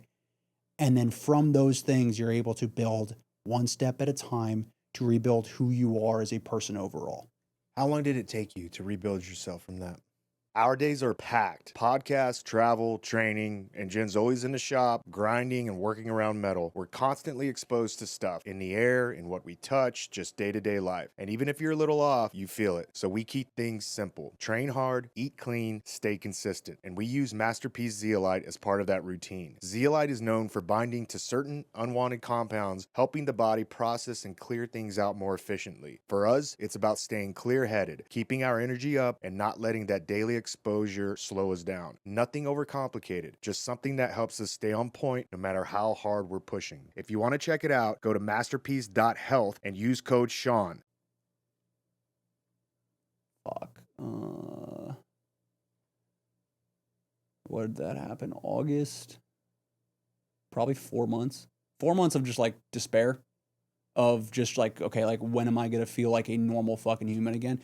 Because eventually you're just like a surrogate. You're just like doing whatever comes on the plate. And it's just like, I don't really give a fuck what happens. And you had given this girl a second chance? Third chance. Third chance. Dummy. Me, dummy. But, hey, dude, women have that effect on men. Some of the greatest men in history have fucking lost everything or ruined everything because of a girl. They have that effect. That's the one weakness with men, but it's kind of necessary if we're going to keep the society going and keep babies pumping up. Yeah, that is true. It's kind of necessary. It's like double-edged sword. It's true, but caveat to that, I mean, I always wanted to travel in a van. I had sold all the real estate, moved for her. I was able to buy that van. I traveled the world. I got to crew those events. That's why I'm here right now.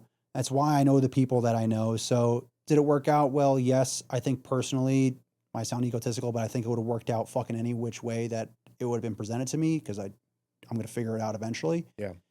But do you believe in karma? I've never really thought about it. I would say yes from a generic perspective, but I don't think I've actually ever put real deep thought into it.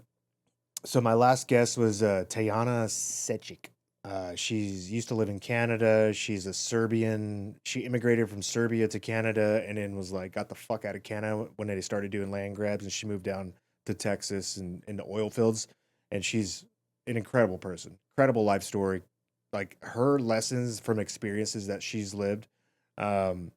She was telling me about karma and how there's this Chinese belief in karma where, and I've heard multiple different versions of karma, but hers is like you can basically steal other people's karma, right? So when you're born, this Chinese belief in karma says that you choose the life that you're going to live.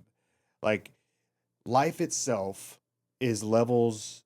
You have to level up. It's like a video game. There's certain levels you have to hit. And if you don't hit that within that life frame, when you reincarnate, you will be born into another life and you will have to go through, and whatever you did wrong in your past life, you have to atone for in this new life.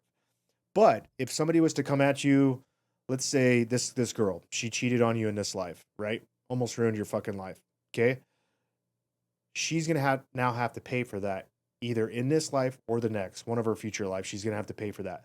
But now let's say somebody goes in and they feel sorry for her and they're like, hey, I don't know her name, whatever it was. Like, let's call her Lisa. Lisa, I feel so sorry for you. I'm going to save you from this thing that you're like, it's a lesson she's supposed to learn. Okay. I'm going to help you. I'm going to step in. Well, if you fuck up somebody's lesson that they're supposed to learn before they can level up to the next level, you take their karma on, right? So there's different versions of karma that I've heard about where basically the first half of your life is designed where you're atoning for all of the karma that you owe from your past life. Like if you believe in reincarnation, I'm not saying I do. I'm open-minded to it, but I don't believe in one thing or another.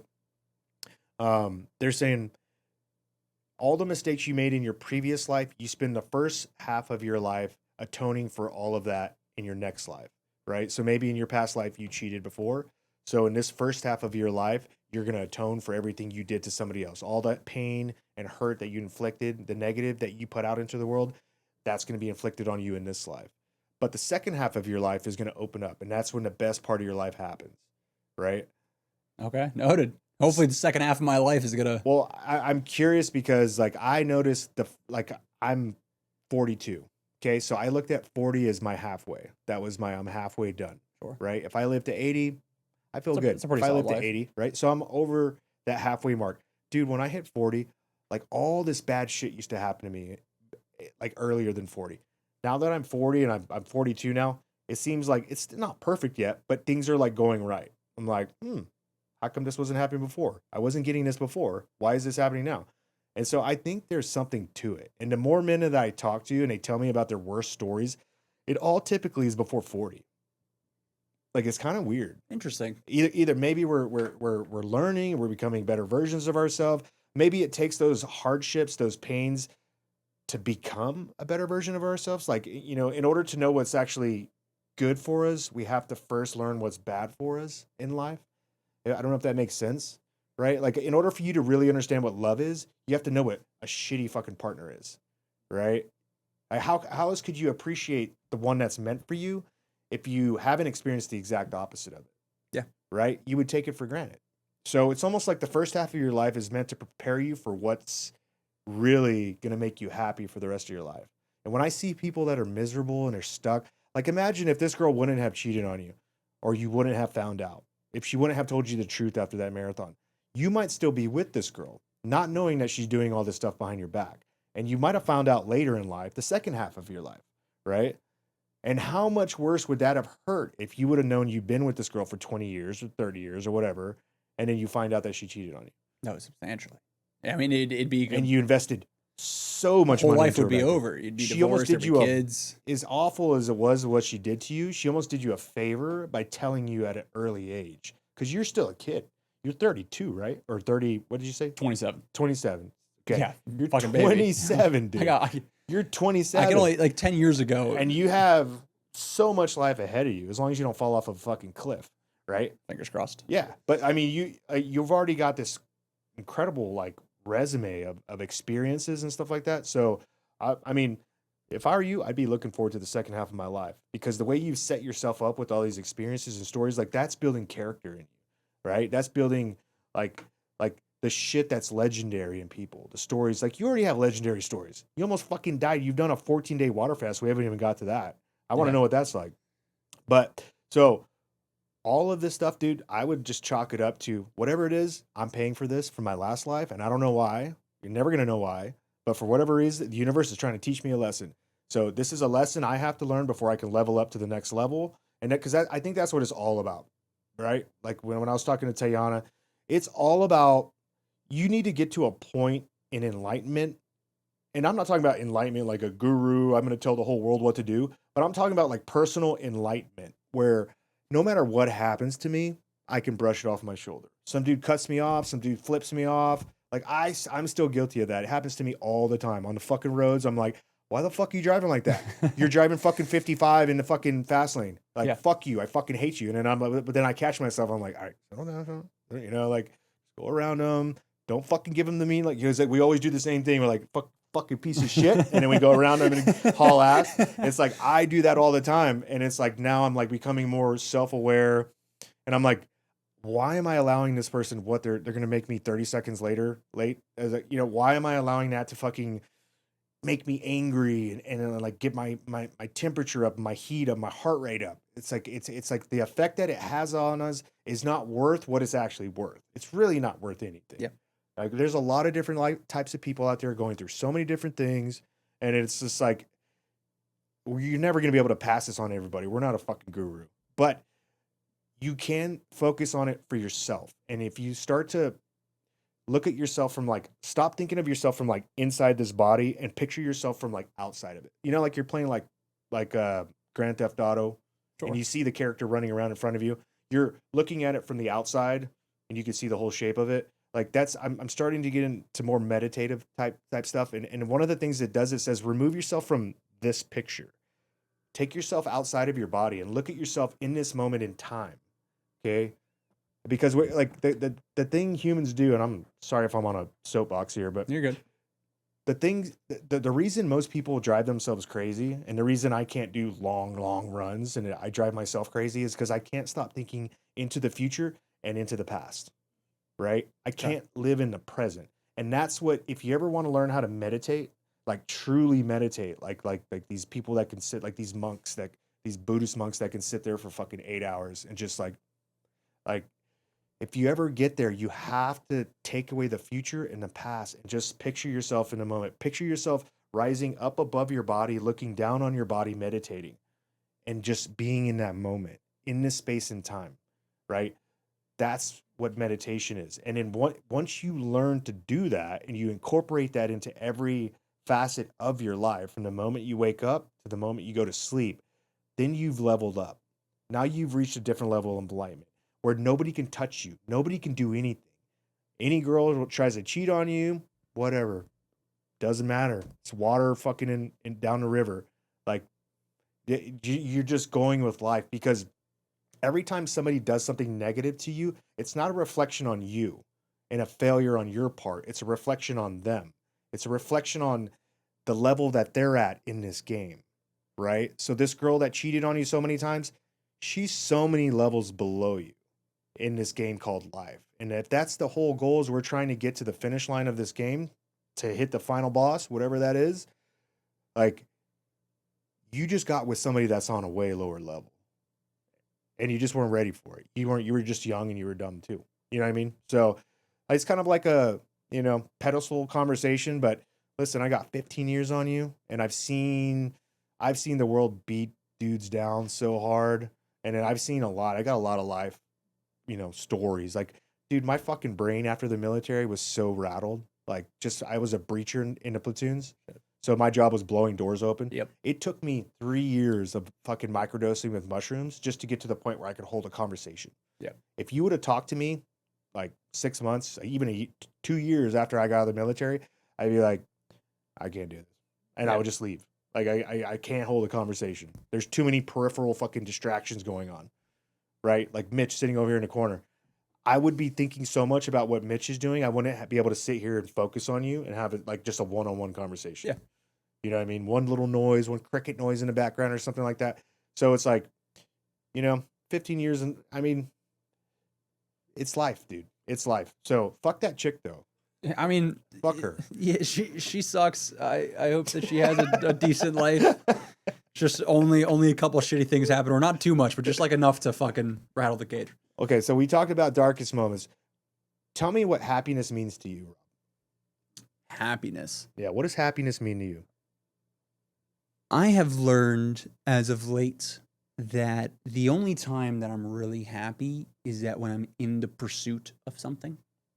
So whether that is I'm on a trip, let's say I helped a guy run from Los Angeles to New York City. We did it in 50 days. Mm-hmm. Like nonstop, 50 days, always operating 18 hours a day, nonstop, keep going, satisfaction, people coming out, money being donated, being able to see the fruits of your labor immediately as you're working. Or I put on a race and I have 150 people show up and these folks tell me their story on how this is their first time being able to race and they did this, that, and the other. and they did things that they never thought that they could before, or I receive a DM of like, hey man, I was going to kill myself last week and I saw you in this other person's video and I decided to go for a run for the first time. And like I decided not to do that. That shit hits you so fucking far deep in the hole of happiness and satisfaction and purpose. That's cool. And I don't even want to call it happiness. I try to live a life of, if I do the things that I say that I'm going to do, that I know from past experiences have provided quote unquote happiness, I can carry on doing that like as if it's a business model. Like I know if I call 150 people, one of them is going to be a purchase that I'm going to be able to do. Okay, Right. fucking cool. Yeah. I know that this will be able to provide quote unquote happiness, and I'm going to keep on pressing that fucking button until it doesn't work anymore and then find another one. Yeah. Ooh, I like that. What do you think about like TRT, peptides, recovery drugs? I think it's fantastic. I think that people who, there's a fucking debate. Do you know Cameron Haynes? Yeah. You know his debate with his guy called Just Sage saw him Kennedy? today. What's up? I just saw him today. Oh, hell yeah. Do you know his debate with this guy named Sage Kennedy? I've heard of it, yeah. All right. I don't follow him too closely. I don't want to get any lawsuit coming my way with Sage, but essentially, Sage is getting all pissed off because Cam takes BPC and TB 500 or whatever, and whatever else Cam takes, and he's like, I want Cam banned from all like professional races. I did hear about this. And I was like, you're essentially telling the whole world to not enable yourself to be able to do the thing that creates this happiness for folks Right. into their old age. Because when you think about it, if let's say somebody's happiness is provided from going to run clubs or going to races or being a part of that community, okay, if you take, you're essentially putting a cast over saying taking these peptides, taking these different supplements is negative for you in that fact. But it's actually positive because it'll be able to keep you in for longer. So I think that everyone who needs to take them should be taking them. I haven't taken any yet. I told myself when I was in the military, like, hey, if there's ever an operational need for me to take this, like I'm down with whatever. And then I got out and it's, hey, whenever I get to that test level where I'm going to need it, or if I have injuries where I'm going to have to utilize it, then I'll go for it ultimately. Have you heard about this ER 100 No. stuff here? What's ER 100? Okay, so this is like hot off the press. All right, so they just started human trials of a new drug called ER 100. ER 100 is a gene therapy developed by Life Biosciences based on the work of David Sinclair and others. It says it uses 3 Yamanaka factors: OCT4, SOX2, KLF4. The goal is partial epigenetic reprogramming, making old or damaged cells behave more like younger cells without turning them into stem cells. Current human trial, the phase 1 trials focused on open angle. Okay, I'm not gonna get into that. Basically, this drug is like it's supposed to be the what do they call it? The fountain of youth. Yep. Like, but this is like the real thing. They've been testing this drug on mice. So they'll take an old mice that aged naturally over the course of its life. It's old. They give it the drug. It reverses its cycle and becomes young again. I mean, that's pretty much stem cells, but essentially, Well, they've done it with you don't have to insert new cells because the cells that you already have in there turn into the newer cells. Okay. Yeah. So this is the future, and human trials just started. I think that'd be fantastic for everyone. I was telling.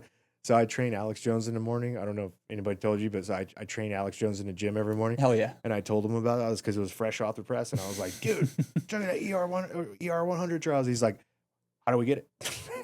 He's like, exactly. He's like, how do we get it? I'm like, I don't fucking know. I thought I was going to ask you if you know how to get it. How would you get it?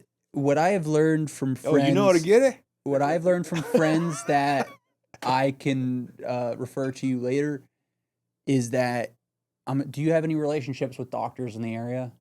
I try to avoid doctors at all possible. So I do the same thing. Turns out it's not the smartest idea if you want to be able to get things, because if you do have a good like family basis relationship with a doctor, it does get very easy to get things. Yeah. Is what I learned from being able to crew a lot of people. And it's like, oh, how'd you get that? It's like, oh, I got that relationship. I'll show you this. So this is I sent this to Jen earlier. Let me see if I can find it. I'm about to go on another fucking trip in like a day and a half. Where are you going? I got another. You can do another little bit more. I got another across America trip. We are helping a team relay, 250 people, go from San Francisco to Washington, D.C., finishing on the 4th of July for the 250th birthday. Jeez, I don't know how you do this shit. Yeah, honestly. I just got off of one. I'm going back on one. I essentially live on like a mini submarine deployment.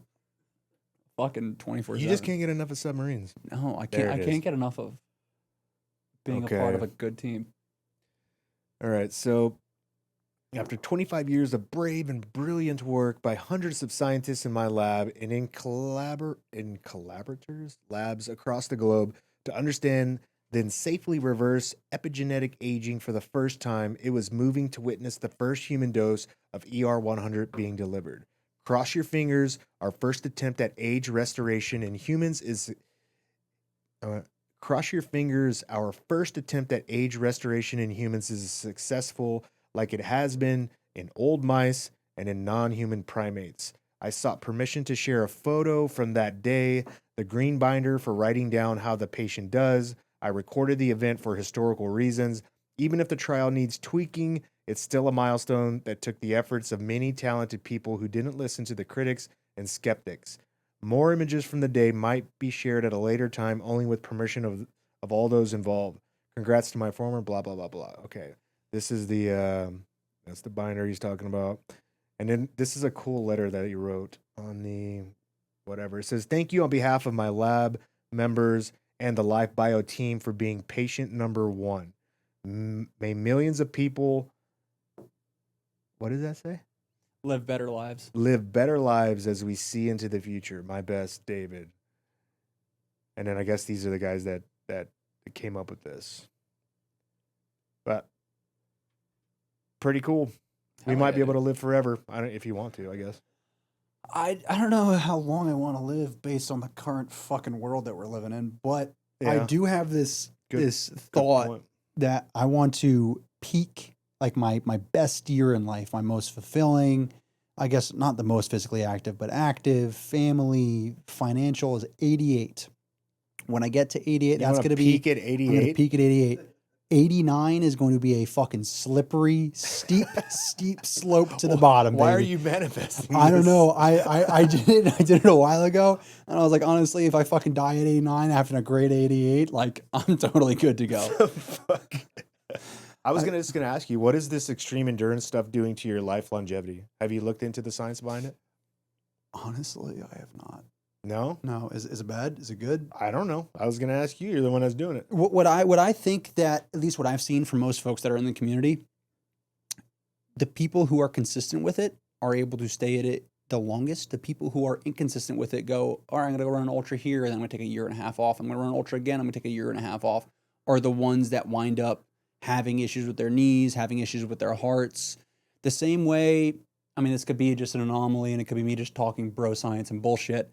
But Warren Buffett has had the same bullshit diet his entire life, right? He's able to go get a fucking, what is it, McDonald's or a whatever, Burger King and a Coke, and he does it every single day. He hasn't changed anything he's done for like, what, 55, 60 years? Mm. If you run and you run consistently smart and you take care of yourself and you don't stop, you don't have that 2 weeks off here, 2 weeks off there. All right, I'm going to go ramp up to a marathon in 2 weeks. That's not a fucking smart idea. That's where you wind up having this longevity issue with your tendons, your ligaments, your organs, compared to people who just do it and they do it consistently, they do it for a long period of time. I see. Yeah, I don't know.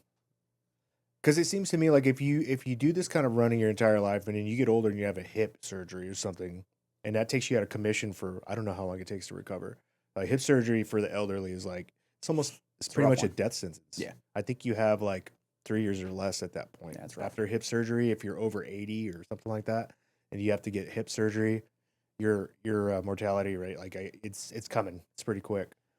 So I can't imagine somebody that ran their whole life, and you're talking about like this like repeatable thing. But I guess it goes back to born to run. I mean, if you're running your whole life, you're most likely to be able to run for 10 to 20 years longer than the average person, right? Okay. So I don't know. Depends. Hopefully, fingers crossed, it works out. It's either that or I'm gonna get 2 hips, 2 knees. What would you do to entertain yourself if you couldn't run? Oh, there's so many things you could do. I'm a fucking psychopath. Strip club? No, so for example, that 2-week fast that I did, strip Yeah. club maybe, but Panama City's got some good ones. Fucking, I had that compressed C4, C5 or L4, L5, I forgot what it was. Essentially, the bottom 2 vertebrae were compressed, and I couldn't do any sort of physical activity. And like again, I had that scratch that I needed, like that itch I need to scratch, and I saw, you know who Mr. Beast is? Yeah. Yeah, so I was like, all right, fucking Jimmy's able to do, he tried to do a 30-day fast. He got to like 13 or 14 days. If that fucking guy could do it, I can do it, and I don't need to do any sort of training. I just stop eating right now, and I'm good to fucking go. So that's an example of you can do something that is difficult without having to go far and beyond. For example, also, if you read a book, let's say you read, like, our big day of reading would be 80 pages. I want you to get a book. I want you to sit in that chair, get water, snacks, fucking be next to the bathroom if you want. And you're going to get a 400, maybe 500 page book, and you're going to fucking sit there. I don't care if you comprehend a single fucking word of that book. You're going to sit there and you're going to read every single word of it until you're done. This is why you don't have kids right now. Right. So like that's what goes through my brain. It's like, hey, like if you can't do these physical challenges anymore, this is what are you what's gonna going do? on. I figured it out. I understand now. Is that you're able to do it any way possible. I know it sounds crazy. I love the mentality behind it though. Like it's like something about when you become a parent, you have kids, you realize like you have a lot of these ideas when you're younger and you're single and you don't have any. You're just responsible to yourself. You're able to talk yourself into like a lot of these mindsets. And then when you become a parent, you have this idea of like, when I have a kid, I'm going to train the baddest motherfucker on earth. Right. You know, or I'm going to, whatever it is. And then you try to start doing that stuff and you realize very quickly that your kids have a completely different personality than you. And it's not that necessarily they're that all that different than you, but they're at different levels and stages of their life than you. So like me, at like, my daughter in the other room, she's 13. Me at 13, I was nowhere near the same brain as I have now. Mm-hmm. And if I tried to inflict the kind of discipline that I have on my life now on myself when I was 13, I probably would have looked at me like, fuck you fucking piece of shit. You know what I mean? Like, so it's awesome to see this in you. Like, cause you have a lot of energy and a lot of vibrance about you and a lot of discipline.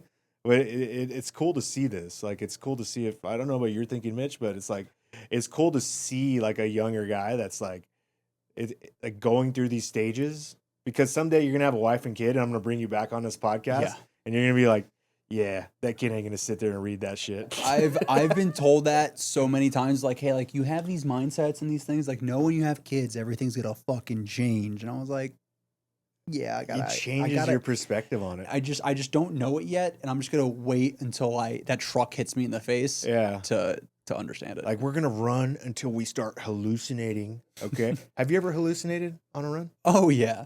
Tell me about that. I've heard some legendary stories. So I've had a lot of hallucinations. The hardest hallucinations I ever had was, so I ran 300 miles through the mountains of Utah. It combined 2 of the hardest 100-milers in the country, along with 100 miles in between of them. No big deal. It was like 64,000 feet of climbing, 65,000 feet of descent. No big deal. Right? So hard. 2 Everests in the middle of summer, fucking in 5 days. But Bud's was too hard. Yeah, exactly. I still don't understand this. It doesn't compute. So by day 2, you're just able to do this thing where you probably experienced during Buds where you shut your eyes and you're just immediately unconscious. So started doing with that. And then soon after that is when you start having visual hallucinations where a lot of logs will become people, trees will become like gnomes and fucking dwarves. Sticks will become snakes. And then on day 3.5, 4-ish, I started getting the first time audio hallucinations where I started to hear shit. What? And I'm sitting there in the forest. And first of all, I'm tripping like visually so hard. The trail that I was on turned into a movie reel where pictures of my life were fucking running past, like as I was running past them, they were down below me. And it sounded like I was in the middle of New York City with train horns and people and cars and fucking everything all at once. And I couldn't stay. I'm trying to stay awake as hard as I can. I just like the roaring of, imagine like a crowd of people fucking just loud in your ears and phones and horns and this and that and the other as I'm just trying to stare. So I had that for like, I don't know, it could be an hour. I full on have no idea what happened. Like it was just that for like What mile 8 were you miles. at again? I was like 220, 230-ish. Oh my God. You still had 80 miles to go at that point? Yeah, it sucks. And then like you'll hear like animals, which is kind of fucking horrible. If you hear, it's like, all right, it sounds like there's a fucking cougar Yeah. to the left of me. And like you're in the forest, like it's possible. Yeah. And you'll hear a lot of that. I've seen cowboys and fucking like people sitting on places and they get up and they start like approaching you and then you get closer and they just fucking disappear in front of you. Whoa. When you're sitting there and like you're like looking at your friend like, yo, there's a guy there. It's like, no, it's like, I swear to fucking God, there's a guy like a dive mask on. He's got a fucking tank on and he gets up and he walks and then it's just fucking nothing. And then you shut your eyes and you're in dreamland. Whoa. And then like someone like slaps you awake and you're back awake and you're still fucking moving, but you were moving the whole time. And it's been 2 miles. But it's like, hey, when did we see that guy? And it's like, I don't know what the fuck you're talking about. I was like, I swear, I just told you 5 seconds ago there was a guy right there, and now we're in a completely different scenery. Oh no. So like, I'll like full on like fade in, fade out, like full on black in, black out, like moving at the same time while seeing people, while hearing things, while being unconscious and conscious. It's What are conversations like? So say do you like link up with people in these, like when you get past 200 or whatever? Do you ever just run with somebody and chat with them for a little bit? I had one race where I was able to have, so it's called pacers when you have somebody that goes with you from a certain section to another section. I had a few of them on this race, which was awesome. But sometimes you're just fucking by yourself, which is, dude, there was a time where I was like, I don't know where straight is. I don't know where whatever is.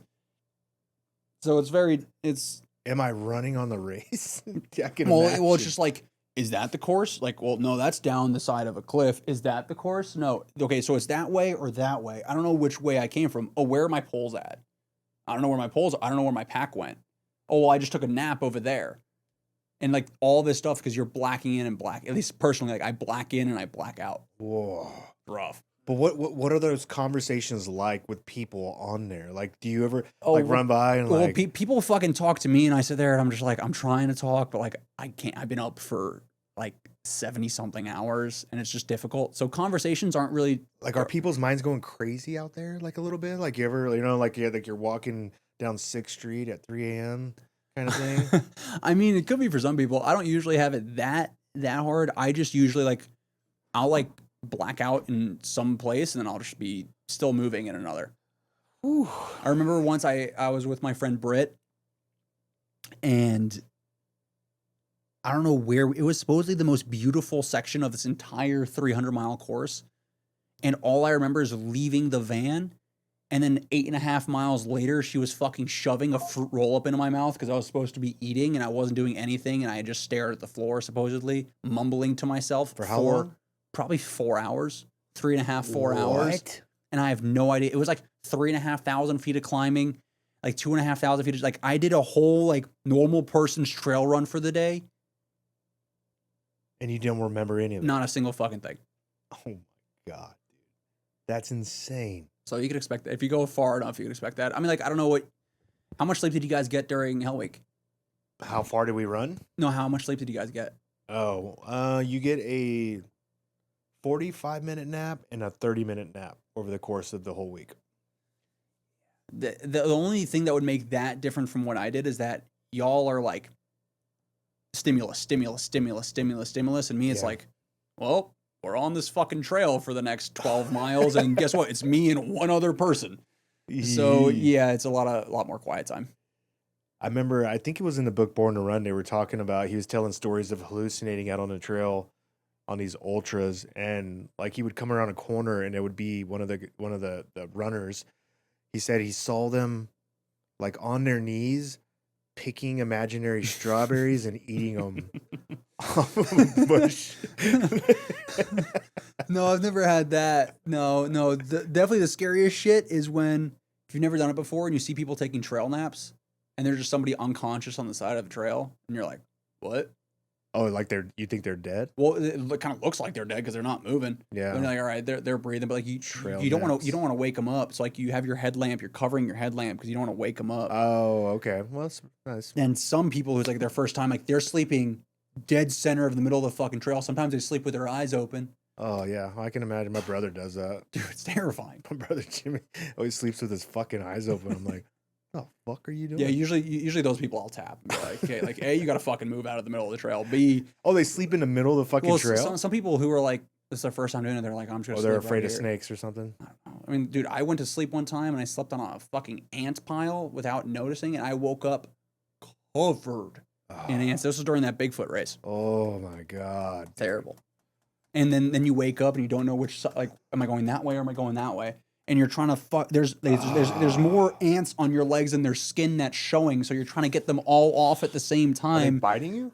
No, these are like bigger, blacker ants, and they're just kind of like crawling everywhere. Good. It's not like Texas. The other trip, I stepped in an ant pile and got fucked. Don't up. fuck with Texas ants. No, fire ants, whatever they're called. They'll make you. Yeah, they suck. They'll make you hate your fucking life. Yeah. So this is kind of off topic, but I'm curious. Well, it's kind of on topic, but so you do a lot of these runs deep into the night, and I'm sure a lot of these places you can see the stars and the Milky Way. Like, I'm sure it looks amazing out there. Have you ever seen any UFOs or aliens with alien disclosure right around the corner? No, I have not seen them during races. You ever looked up? I haven't looked up that much. However, there was a trip that we were on. I'm not going to say too much. Joe mentioned this once about a month and a half after I got off the deployment, which was kind of fucking crazy. But there was this thing that was discovered that went a certain speed. It was like Mach 5 or Mach 6.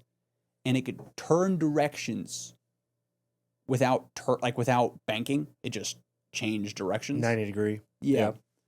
And one of the trips that we were on, that was our trip. So I don't know because you can't really see in the darkness, but either other countries have gotten so fucking far advanced that we just don't know, or that we have and we haven't told anyone, or there's UFOs. Well, we've talked about that. And, you know, one of the common denominators, because when there's something that's unexplainable, you look for a common denominator, right? To at least point you in a direction. One thing that you see with a lot of these UAP sightings, they're always around military vessels or planes. The majority of the sightings that we get that are credible, they come like they're around a fleet of ships that are in the ocean, or a fleet of jets that are flying in the sky. It typically either they're observing our military capability or it's our tech, and they're just not telling our soldiers that are out there deployed. And that's the one thing I want to believe. Trust me, I want to fucking believe. Listen, the universe is so fucking big. I try to explain this to people. I talk about this as often as possible to try to wrap people's brains around how big it is, right? The universe is so fucking big. Just our Milky Way galaxy, which is in an ocean, a massive, never-ending ocean. We don't even know where the edges of the ocean are. We are one tiny little jellyfish in this fucking ocean, our Milky Way galaxy. If you're traveling at the speed of light, which is 370 million miles per hour, it will take you 100,000 years to get from one edge of our galaxy to the other. That's just our galaxy, which is in an ocean, and each galaxy is separated by like 100 galaxies in between each galaxy. Imagine. Yeah. That's how big the fucking universe is. It's so your brain can't even comprehend it. And so it's like, to me, if I'm looking at this thing and we're inside this fucking whatever the fuck it is, and I'm going, there's either life out there or there isn't. It's there's one answer or there's the other. The one that scares me the most is if there's no life out there. That's way scarier to me than the universe is teeming with life. Why is that? Can you imagine being alone?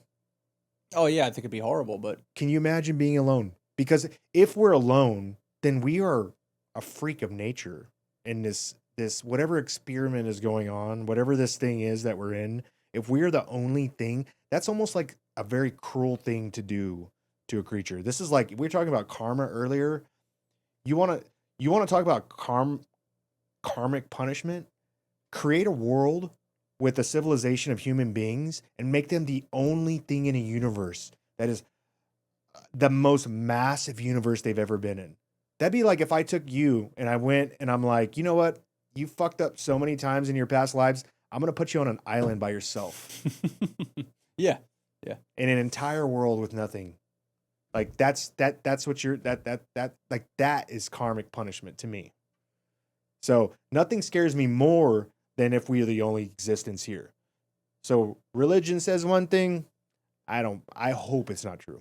I don't buy, well, I don't trust humans. So like most books, I'm like, hey, some fucker meddled with whatever this is through the years. But then also back on the UFOs, if, as you were pointing out, it takes however many miles per hour to get from one galaxy to the end of our own galaxy, and then there's 100 in between. The odds of anything that's able to travel from another galaxy to ours to be able to go any relative speed that we'd even be able to comprehend it on any system or technology on Earth, it's hopeful to say the least. It's like buying a lottery ticket and thinking you're gonna win. So you think we're alone? No, I don't think we're alone. I think that we're not gonna find out that we're with somebody unless they want. Unless they can bend time. So the thing about the universe that most people don't realize is it's not a flat surface, right? Like if I'm trying to get to another galaxy, right? You have to understand that it's kind of hard to explain this, but imagine you had like a balloon, okay? You had a balloon that, like a balloon when it's not really filled with a lot of air, so it's not like hard. It's like kind of soft. You can poke your finger into it, right? It doesn't pop. It's just like very malleable balloon, right? Now, if I take like a baseball and I set it on the balloon on top of it, that balloon's gonna bulge in like that. That's like this. That's basically what the universe is made of. So every time you have a large body object like the sun or a planet or whatever, it's molding into the universe and it's bending the universe around it, right? So when they talk about wormholes, imagine like a sheet of paper. Like if I take this sheet of paper and I have one universe over here and one universe over here, the objects within that universe will actually bend the universe around it. Yep. Right? So this is like basically like, what do you call it? Quantum physics. And that would be time travel. This is your wormhole. So they exist. They're already out there. We just don't know how to access them. But this is what the universe typically does. And if you can learn how to travel across this space right here, then you don't have to travel across the entire thing to get there. Yeah. So you can cut time down drastically. Do you think we'll ever get there? I don't know. I don't think we will. I don't even think we will. I don't think the powers that be that we currently have set up, which seem pretty dominant at the moment, will ever let that be. Why not? Because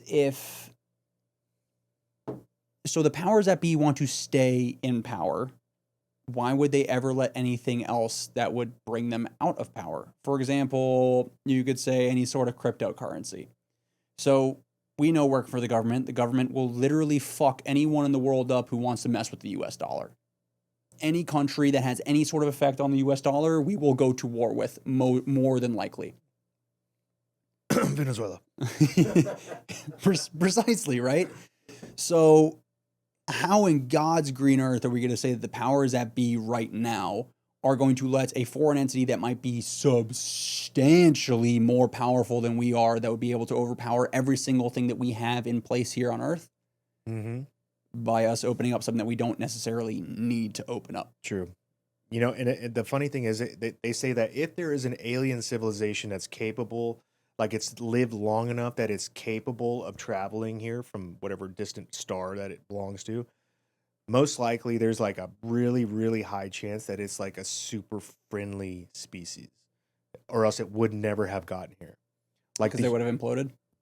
it would have tore itself apart. It would have killed itself by now. Yeah. Like it's impossible unless you have a species that is very friendly to make it that long. Because like we've only been around for, if you believe in like, you know, like biblical whatever text or whatever, a few thousand years. Sure. Right. If you believe in more historical knowledge, and it's probably like closer to hundreds, about Couple hundred. 100,000 or somewhere in there. So they're saying like that's a very short amount of time when it comes to the universe. Now imagine a civilization that's made it 1,000,000 years. Imagine a civilization that's been around for 1,000,000,000 years. Okay, what they're going to be capable of. If we can make it that long, then yeah, I fully believe we're going to be able to travel the cosmos. Sure. There's a lot of science that we haven't discovered yet. There's a lot of stuff that's out there. I mean, even just the human DNA, that's like the human DNA in itself has so many missing pieces that we don't quite understand, right? Like it's like a plug and play DNA, like that helix. There's so much of our DNA that we do not use, and they call it junk DNA, or they used to call it junk DNA. But now we're finding that this might not be junk, wasted DNA. This might just not work on this planet, right? This might be for a planet that's covered in water. And then that only gets activated and turns on and changes our biological makeup when we're in an environment where it's necessary. Yeah. So like what makes us up came from the stars. So like this, whatever we're made of, all of this stuff came from the stars. It didn't come out of nowhere. You know what I mean? So I don't know. I think it's possible. And if I'm a civilization and I came here, because Earth is an oasis in this desert. It's a blue dot. And I'm like we talked about the size of the universe. It's fucking massive. We are a blue dot. This isn't like a pool in a desert. Everything's gonna come here. Anything that's capable of seeing this out there, they're gonna come here. That makes sense. This fucking mic is pissing me off. Anyways, brother, this has been so much fun. Thank you so much, Rob. Thank you Dude, for you having have me. stories for days. I want to get you back on after your next race. Of course. If that's when's Yeah. your next one? Well, next thing that I'm doing, I leave on Sunday to go help these. There's a 250 person relay from San Francisco to New York City, or to Washington D.C. for the 250th birthday. So we should be finishing on the 4th of July at the White House. At the White House. Yep. Are That's you the a game. Trump fan? I am. We'll see you next week, folks. I am in many aspects, but like I know that we're ending this, but I think it's fucking terrible that no one in this world can understand that there are positives and negatives to each leader. And just because you fucking hate someone for some reason doesn't mean that you can't love them for others. And it's just one person that you love and hate at the same time. Yeah, he's fucking retarded in some ways, but he's also fucking crazy smart in others. True. Yeah, that's Like a good point. it's with everybody. You got any predictions for the UFC? What? That's this weekend, isn't it? Yeah. Ilya Ilya Tapuri and Justin Gaethje. Who do you got? Pereira, what's his name? Oh no, Ilya will smoke him. Ilya. Yeah, I think that Ilya will win the fight and then wind up going against, who's the other pound for pound best fighter at the moment? Is that Arman? Some Stanny. I think it's Arman you're thinking of. I'm pretty sure. But if I had to guess, that's what I think will happen. What about Alex Pereira and Cyril Gane? Pereira? Yeah. Yeah. I mean, he's got fucking clubs for hands and proves it every single time. That guy you were talking about, Armand Sakarian, I think. I can never pronounce his last name. He bet $1 million on Justin Gaethje to upset. Really? Ilya. Yeah. If What's his payout? 5.7 mil. Oh, really? It's 5-1 odds? Yeah. I'm disappointed I didn't bet on. It's probably fucking even worse now. Strickland last time. You could probably get before the fight starts on Sunday, which is weird. It's on a Sunday too, but and it happens to be Trump's birthday. Ooh, Yeah. that sounds like a fun party for him. I don't want to be there. I had a chance to be there and I turned it down. Yeah, I was about to say, what's your opinion on it? I don't like it. It feels too much like Emperor Nero, like Colosseum. Very Coliseum like. It's his birthday. It's Birthday, I didn't know. I feel like he's gonna come walking out on the balcony, you know, and he's gonna be doing like this wave. It's just this big photo op. It just feels gross to me. I don't like that. I just don't. I don't know. I don't like it. I don't like how they're profiting on government, like the White Are House they profiting? property. Yeah, the UFC's fucking profiting. Oh. Anybody that they're all gonna get a piece of that action. You fucking kidding me? It's gonna be the biggest sporting event in the history of the world. I just figured that like maybe they'd be Oh yeah, how did I even not think of Have that? you seen anything that they're gonna give it away to charity? Fuck no. No, They're making a shitload. They're gonna make I thought it would have been like the Sphere event where they hundreds just of lost like millions off fucking of it. $10 million. Yeah. I don't know. I don't like it. For the I think it is fighters, crazy. I mean, it's a cool thing. I think it would have been cooler to have it if they put a stage over the pool that's in front of the Lincoln Memorial. Yeah. If they had it in a massive stage over there where they That were would be able, cool. that would have been fucking sick. But like at the White House with that birthday does kind of feel a little bit more. Well, it definitely takes away from like this. I don't know this. Yeah, the White House is like sacred. It's sacred grounds. You feel like there's so much history there, and then to see them turn it into a circus for a night, it just feels kind of gross. That I remember and I have to be honest about it. Like my initial reaction when I heard they were gonna do that was like, "Oh, cool," but this is like, the more I think about it, I'm like, I don't know. I don't know if I like it. It seems kind of just gross. Yeah, I don't know. I would if I would. The worst part is like if you were given the opportunity to do it, would you do it? Like, Would I fight there? If you are the owner of the UFC and they're like, hey, put on an event at the White House. Like Oh, if I'm the owner of the UFC, of course I'm doing that. that's the issue that I always come How to do my you head. turn that down? If I was a race director and they're like, hey, we want to do a 100-mile out of the White House, Yeah. it's going to be unsacred. I'm like, fuck that. Yeah. I'm doing it at the White House. Yeah. Imagine if they start making this like a regular thing, like if they play a football game. You there. can't do that. It's the same thing with the Sphere. It's a one and fucking done, maybe once a decade. I think kind of cool. I think they should do curling. I think they should do curling on the lawn. You know, like Yeah, that is true. What other fucking sporting events are going to be at the White House? that's what they should do at the Lincoln, the pool or whatever. Freeze it. Yeah, they should do curling on there. I think that would be kind of cool. That'd be great. You could do table tennis or what's it called? What do the fucking people pickleball? You just Yeah. do pickleball at Oh, Iwo Jima. You can do it. You pickleball. just fuck up every single national monument you can. Anyways, Rob Sembiante, follow this guy. He's doing fucking crazy things. Let's watch him grow up together. Where can people find you?